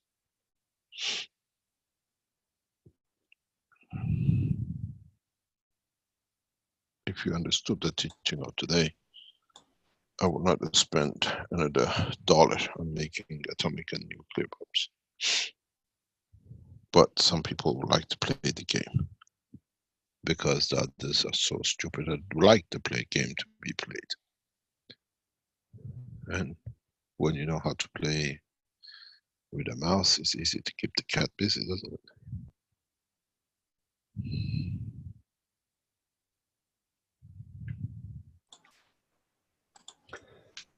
Mr. Keshe, I had a question with the drawing that we see here in the creation of the neutron. Now, the wave, the ray, is this a ray that comes in, not necessarily a field? Or... I don't see anything. I don't. Hello. Oh. I don't see anything. Well, on my screen, you haven't shared the screen. I see your whiteboard with the drawing on it. Maybe that's still there. I think so. And yeah. Anyway, with the do you have to take over the? Well, I think people are seeing your screen right now. Let me just. Yeah. Yeah. You want me to it's start just sharing? the picture. No, I want you to keep sharing. No, we don't see. We see me. Oh, you want that one? Yeah, I see. Yeah, the one with the it had the neutron on it there. The interaction with the two. You can draw it this one. There's back. Yes, that's it. So yeah. So you have the ray coming in and then twisting among itself to form the neutron. Now. Obviously, it must require. Let me make a correction before you go any further. In the present world of physics, there is a misconception. In the world of physics, even they say they want to prove that you see the light can bend. A light, as long as it's a ray, it can bend because it's a field. It has to its inherent behavior, partially particle behavior. So it finds this gravitational magnetic field in respect to the environment of the plasmatic field. And this is why we see the fields bend. If you understood this, you understand when you have a ray and you create the field entrapment for it the way we do here, it starts bending, and it bends so much that it becomes itself turning back on itself. And once it turns, the process of sync field syndrome starts. And then you become tight, and the fields force the creation of this central, we've got the principal point in the middle. Because when you have the fields turning in, if you look at it, when the fields here, we're talking about this, when the fields here come and turn back on themselves, they get the same position. These are rotating in fields. And the ray comes and this itself, because it's got gravity and magnetic field, creates a hollow point. It creates a non-ray field magnetic field condition, which is the stronger. When you have a ray of magnetic field, is weak, but if you can turn it back on itself, this itself in rotation creates the same thing as you did in your fields, this hollow point. And then, so you have a principle, which means fields without a magnetic field energy without, because this gap in the between here is created from the interaction of the fields of the ray, not from the rays. It has no tangibility and becomes strong. We call it the principle. That's what the principle field is. Is so strong that compared to its environment has no physicality in that strength. And that usually dictated by the field strength of the central universe condition. Most of the universe, all of the central point of the universe's strength field is connected by the strength of the soul of the creator.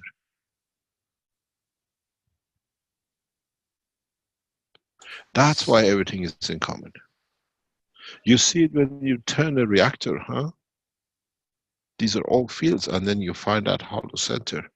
It's full of fields, but it has no tangibility and physicality. But it is in the essence, position, strength, and if you can tighten it enough of the soul of the creator, you created another dimension of the self.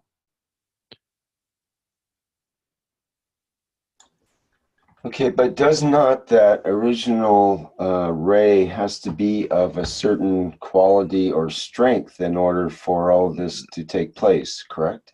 Like, no, is it a principal ray? Is it a principal ray, or does it have to come Rick, from? You should not say that. You must be the last one telling me that. Well, I mean, listen. I'm going to explain to you. You have a moisture in the air, yeah? And then you cool the room. You don't see the water, huh? You don't feel the moisture.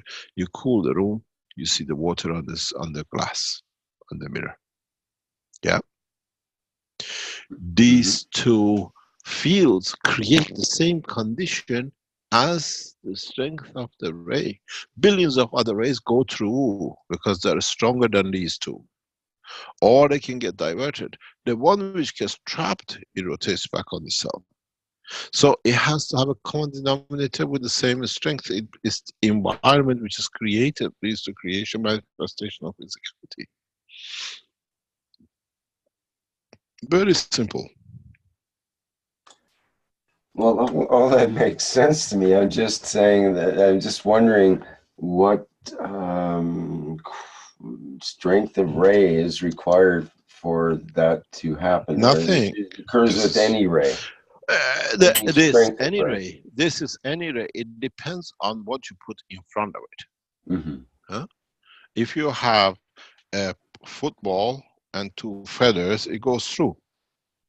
Huh? Mm-hmm. If you have two balls and the ball comes, get stuck because you cannot go through. You understand? Depends what barrier you put in front of it that it blocks it.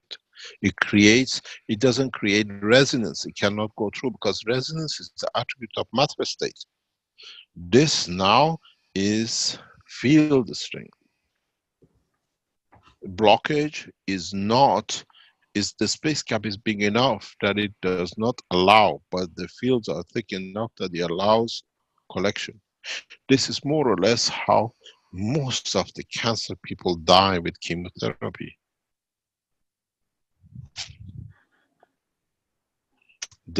This rotating cell receives so much energy that between the two cells of the bone cannot get through. The field strength of the calcium is so much that does not allow it to come because the field has changed. And then this blocks it, and then there is no bone marrow made, and then the person dies of lack of white cells.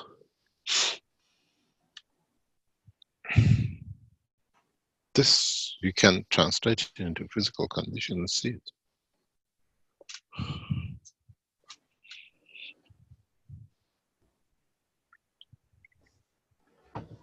Would this be part of the isotopes of potassium in the body that would some of the radioactive isotopes be part of a process in the body to generate neutrons, perhaps? Like would the rays of the radioactive aspects of potassium or calcium or some of the other elements in our body, would they generate rays that could produce the neutron in the body?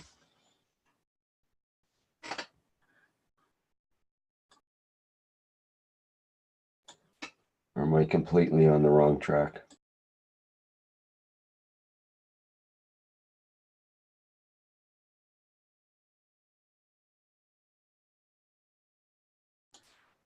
I'm not hearing you, Mr. Kesh. Oops. Can you hear me? Yes. Hello? Mm-hmm. Yeah, I asked a question here, but you didn't answer, so something happened there, I guess. So can you repeat, because I got cut off. Can you repeat again, please? Well, I was wondering about isotopes of certain elements in our bodies, such as potassium and calcium and so on, that have radioactive isotopes. Would the rays from those radioactive isotopes interact with parts of the body to form that neutron package, let's say?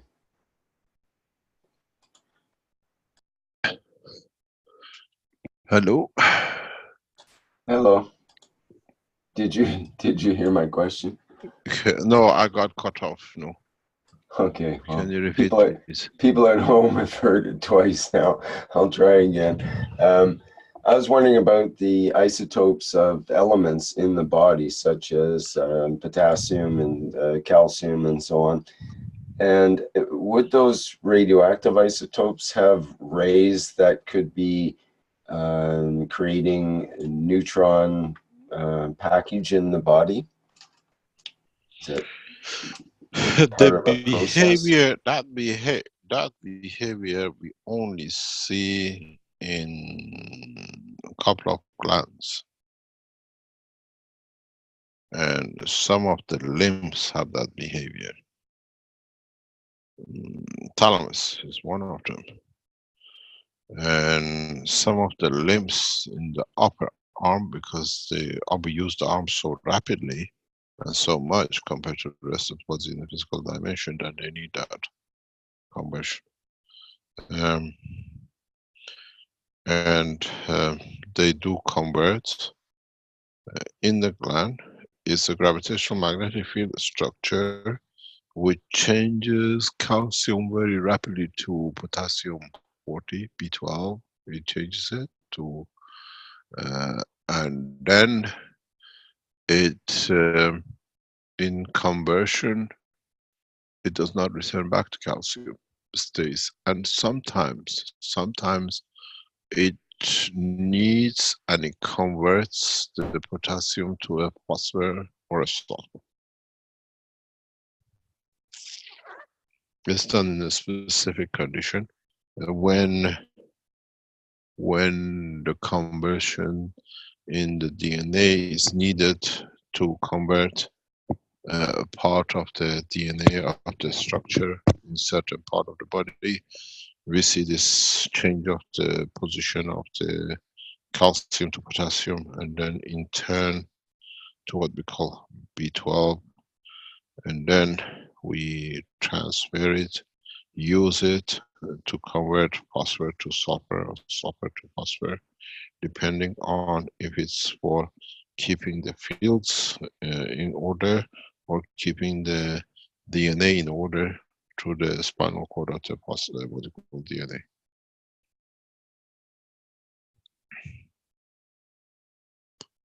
If you put on the screen, you have access to it, and bring up the periodic table, you will see very, very clearly how the what you call the magnetic fields of the body using potassium works within the periodic table if you talk about, you have to understand the plasmatic condition, not the matter condition of the matter.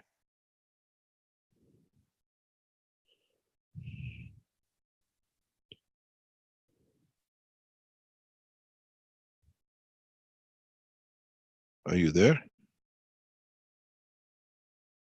Yes, just creating a periodic table here. Okay, if you look at the potassium and calcium, and then you look at the phosphor, yeah, and then you look at the sulfur, it doesn't need much energy to do so. It's very, very close to each other. If you look at it, it's just about need of one of the what do you call it? Helium will give you double heliums, or you take one electron, or you want one atomic structure addition of the, what do you call it, calcium, and you change it into the phosphor to sulfur. If you look in a periodic table, phosphor, sulfur, and chlorine sit next to each other, but they have an ionization centralization matter which naturally comes from argon to convert one to the other. If you see the argon sitting at the other end, and then and then you see the same thing sits with the nitrogen, oxygen, and carbon, but you have neon at the end. All those helium, neon, argon, krypton, xenon, these are the gravitational magnetic field which are needed for the process of the creation. And we see it at the end. If you look at the CNO sitting there, you have a neon sitting with it. If you have a PSCl, you have an argon centralization. We use in part of the body the 3435, we choose krypton.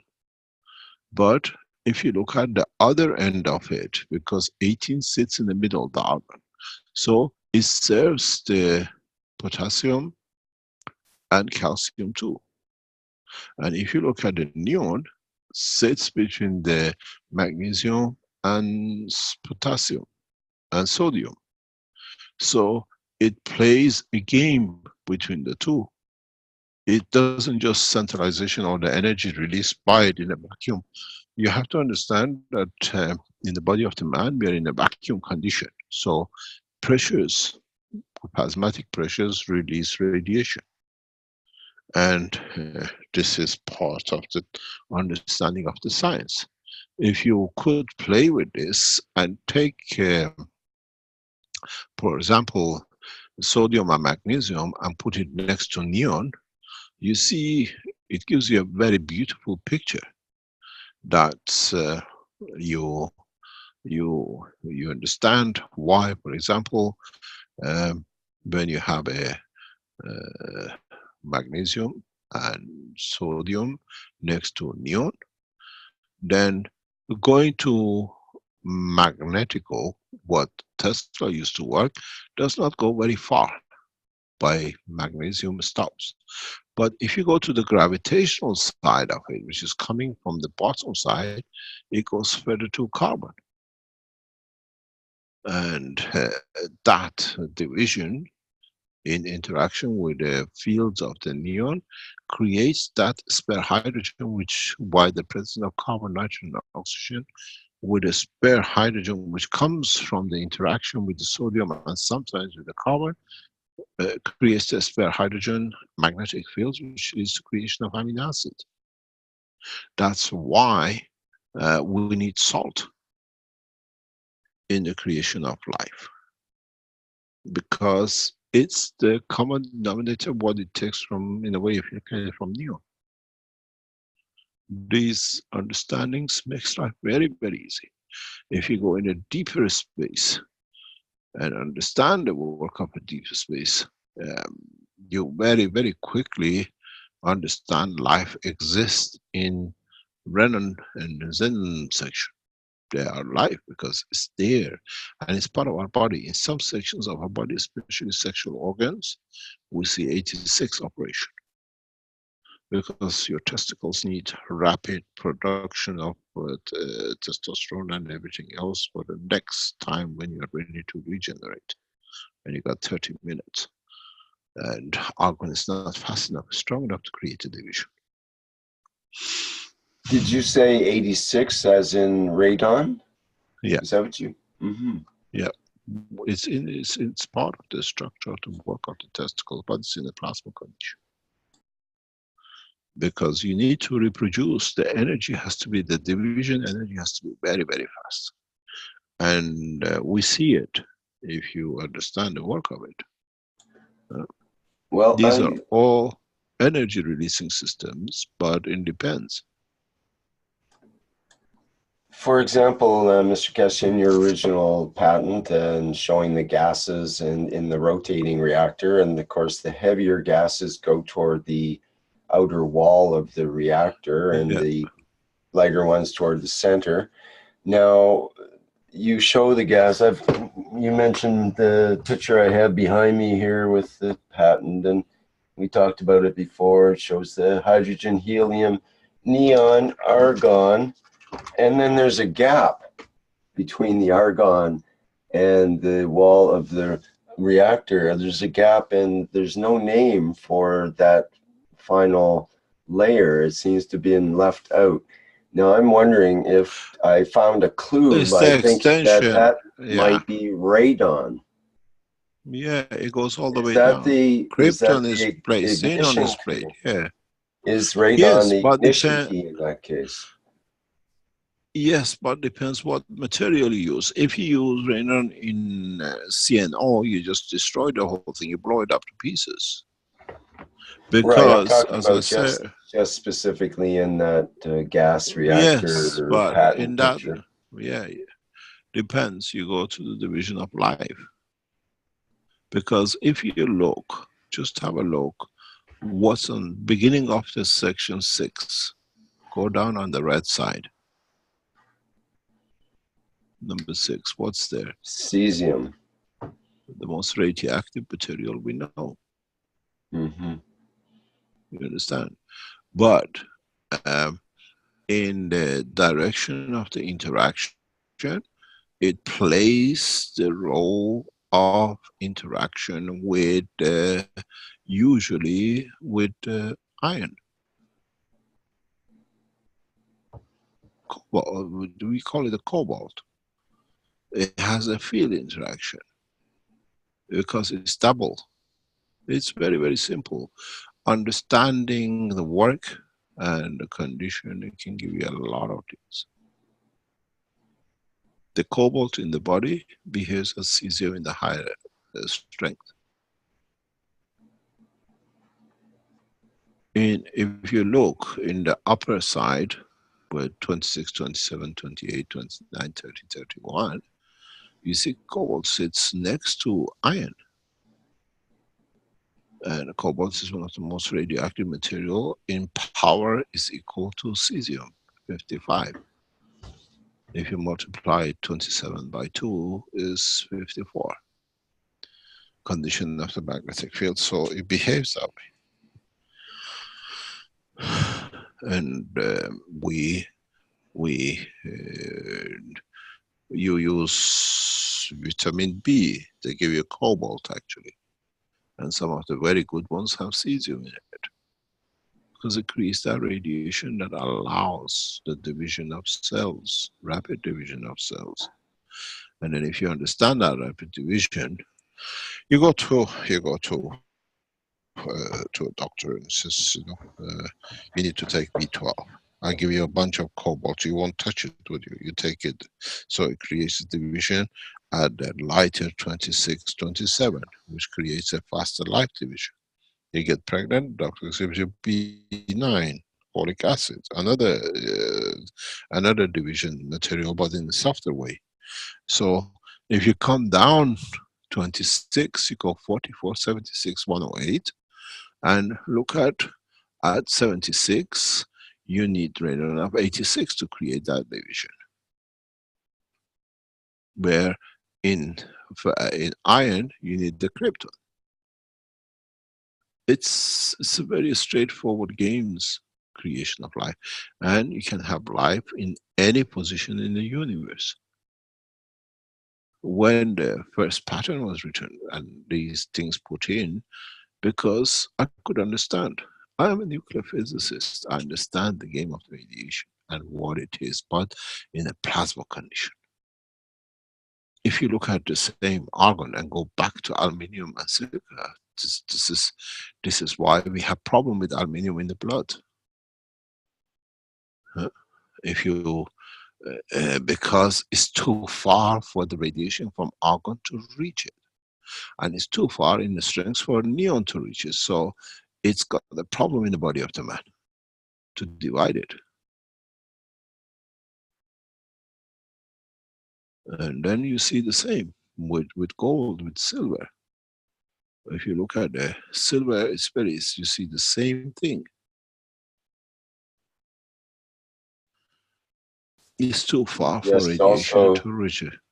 Also see cadmium and lead as part of those in there as well. They're too far. They're too far from radiation sources of the structure. We have some of radioactive materials in these bands, but they're not strong enough of a package to be able to have a punch.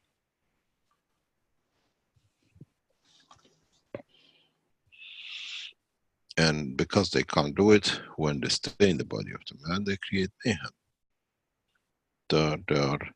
You see the color they put in there, like if you look at the argon, and then you see how far it comes. You look at the neon, it comes further deeper. Because there is less electrons, the packing is not that compact, so it can, that field can penetrate more in the atomic structure, in the plasmatic, and create a field separation, or what we call magna positioning within the atomic structure, and it can affect it. But the heavier elements you go, the fields is too tight. The package of electrons and protons and neutrons is too tight, so they have a stronger field to get through. And if you look, even when you look at sodium, some of the sodiums are extremely radioactive. World of Science never consider it. It comes from the same family, because if you have H3 is radioactive, tritium, lithium is the same. These are all krypton, they call it cesium. The first column are natural radioactive condition creating division systems. But we don't consider it. Because we always look at the matter state of it, but we don't look at the plasmatic state of the fields.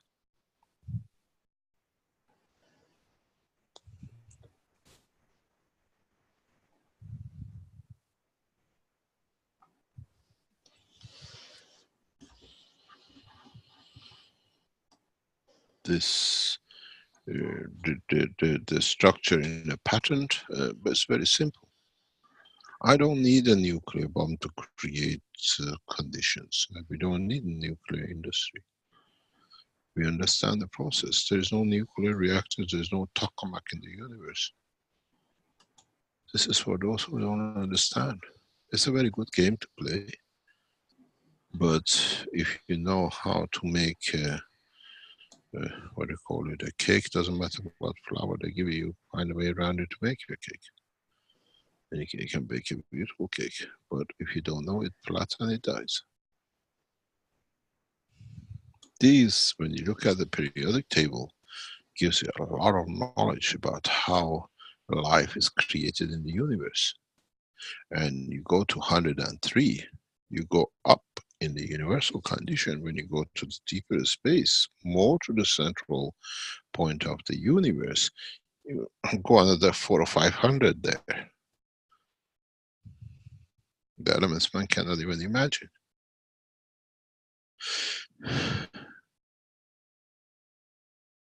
We try to create, but If we create a plasmatic condition and we can create a condition to hold plasmas of a bigger size, we can create 120 and 420.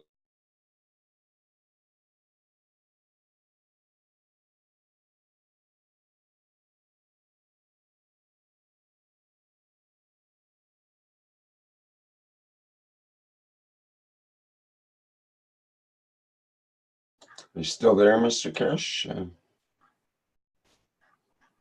not hearing you.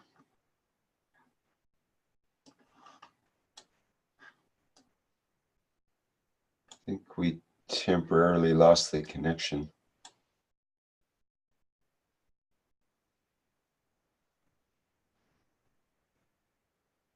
Hello, Mr. Keshe?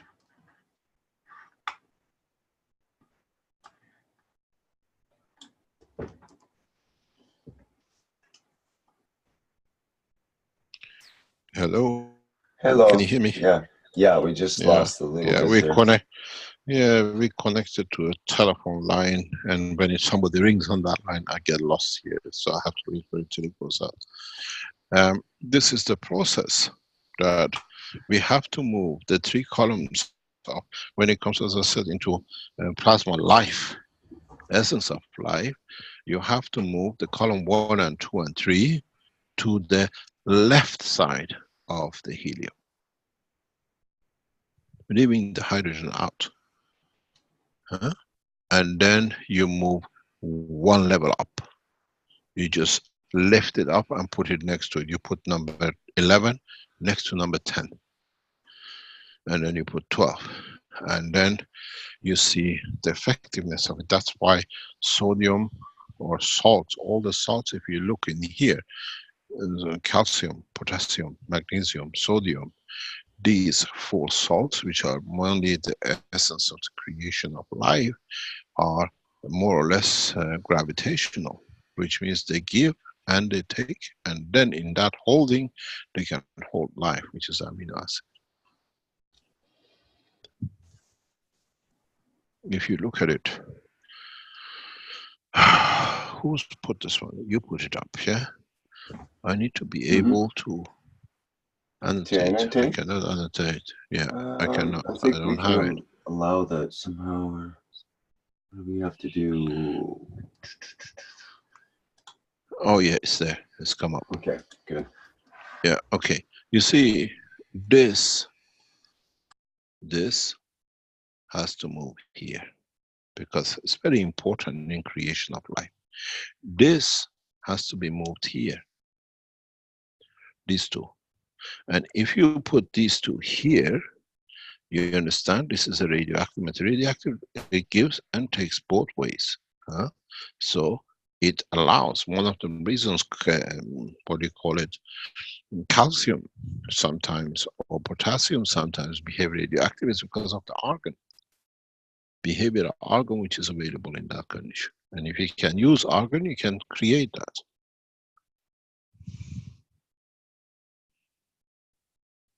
Because it's the barrier, understanding the world of physics and chemistry together, it gives you a lot of new understanding in life. If you look at this one here, you see it's a condition of the same radioactive material. These are too far here to be affected. And these are unreachable unless you have radioactive material behavior somewhere in between.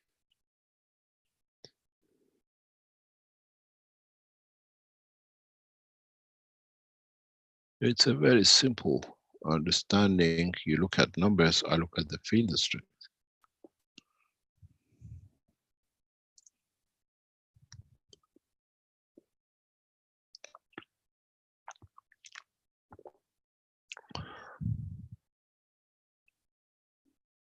I was talking to one of our friends very recently. He said, I said, look, you were talking, this guy is this. I said, look, this guy is Einstein in biology or medicine. And then you say this guy knows everything and you compare it to my technology. And then you find another guy who is good in, let's say, agriculture and say blah, blah, blah. Everybody knows this part I said, but any of them knows the way I know all of it. So if you have one Einstein in medicine, I'm Einstein in medicine, in physics, in biology, in chemistry, and the rest. So give me 8 Einstein level. Because once you understand, you're Einstein in everything. But you have to understand the principle.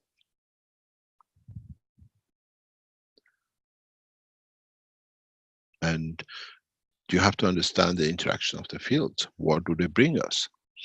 Every element you see on this board is in the body of the man.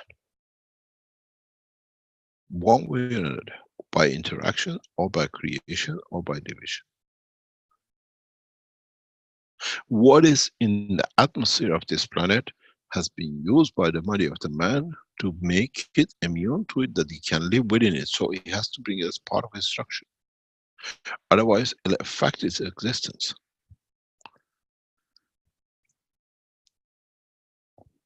It carries its field strength. Because through the food, through the breathing, through the water, somewhere this has been absorbed, and by continuous absorption, body says, oh, I have this, I'm going to do something with it. There is nothing on the periodic table which you cannot find in the body of the man, if in a physical or in a plasma condition on this planet or anywhere in the universe.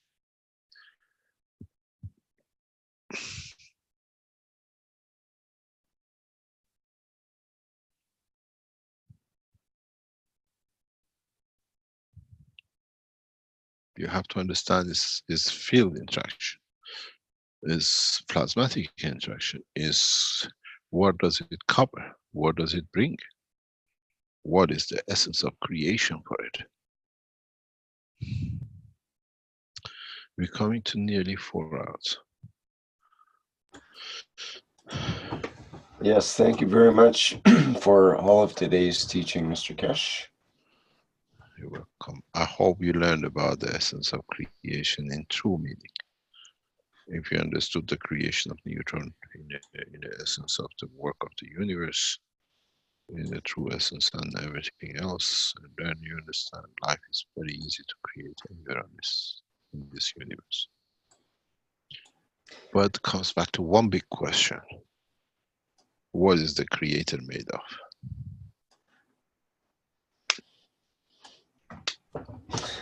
Yes, I guess so. All of it.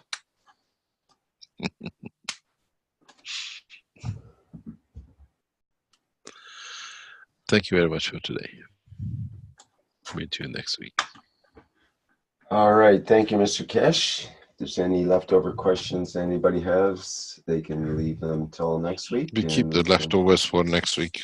We have some when we are hungry. We'll bring them out of the fridge next week. I waited 3 years for my question. Okay, we'll give you 20 seconds. How's that go? Okay. Come on, Jalal. You got 9, 8, 7, 6.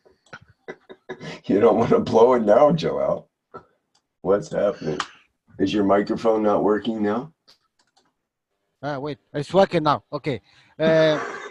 Too late. Sorry, you blew it. You have to wait another 3 years. I'll give 500. Okay, carry on. Well, Mr. can you Keshe. check the bank account? If there's no 500, we don't answer him. Yes, go ahead. Check, Rick, check, please. Check, quick. You got 1 minute left. Okay. When I joined first time and there is a chance to ask, you wasn't there. I asked, what about the Arabic community? Is there a part of your knowledge, or they are approaching you in a way? So for 3 years, now today is the anniversary of my question. What about the Arabic community? Are they in the equation? Are they connecting in a way? We welcome with no limitation. We have, I know one of our knowledge seekers is listening and he knows what I'm talking about. We even welcome every nation, and we have very soon we have one of our Arab friends from Middle East, our guest in China, for development of technology. I'm blind to if it's a Saudi or if it's a guy from Dubai or it's a guy from Argentina. It's all to me the same. They've got 2 legs, 2 arms, and they have a soul and they can love. We are always in equation. You can only put yourself out of equation by yourself. There is no exclusion. In the governmental level, there is nothing approaching. Yes. We don't disclose, but Okay. yes, there is. There is. Okay. Last thing, Mr. Cash, before you go. You know the story about Noah. What about him? The one we eat. No. Look, they say he's got pistachio in it and some white, and this is some wild grass. Look, Mr. Cash, they said Noah, before the flooding, he brought couples from all over the world, and his supporters, the good guys, he took with him. So if you imagine, if he took the bad guys, what will happen to the world? I think he made a mistake. He took the bad ones and he thought they were the good ones. That's why we are in this problem. Huh? Yes, of course. Prophets can make mistakes too, huh? I think it was night. Maybe. Okay, but we'll see. Thank you very much indeed. Thank you indeed. See you next time. Thank you very much, Rick. Okay, thank you, Mr. Kesh, and thank you, Jalal. Thank you to all the knowledge seekers who attended today. This has been the 281st Knowledge Seekers Workshop for Thursday, June 20th, 2019. See you all next week at this same time and place, and have a good weekend. Bye for now. Hello. We are the Keshe Foundation. Our mission is to bring peace on earth and join humanity with the universal community. We wish and work to bring man as equal to all beings in the universe. By teaching plasma science and technology equally to everyone, no one is left out and no one is abused due to lack of knowledge. By donating to us, you can help achieve this goal. keshefoundation.org/donate.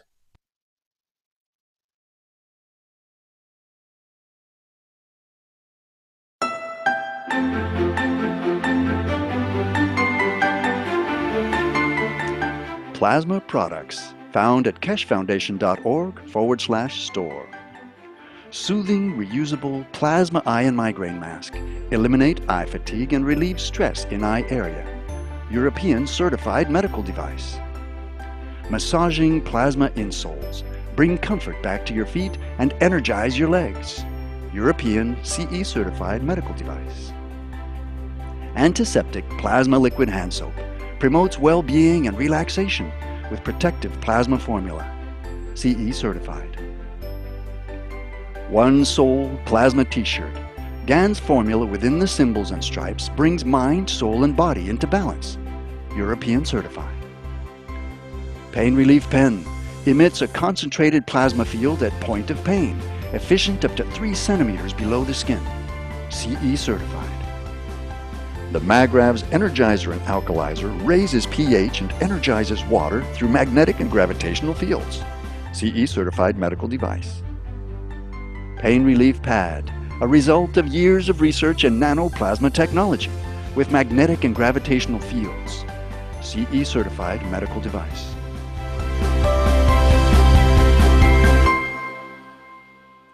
Visit the online store at keshefoundation.org/store or find a distributor near you. Tax and shipping not included.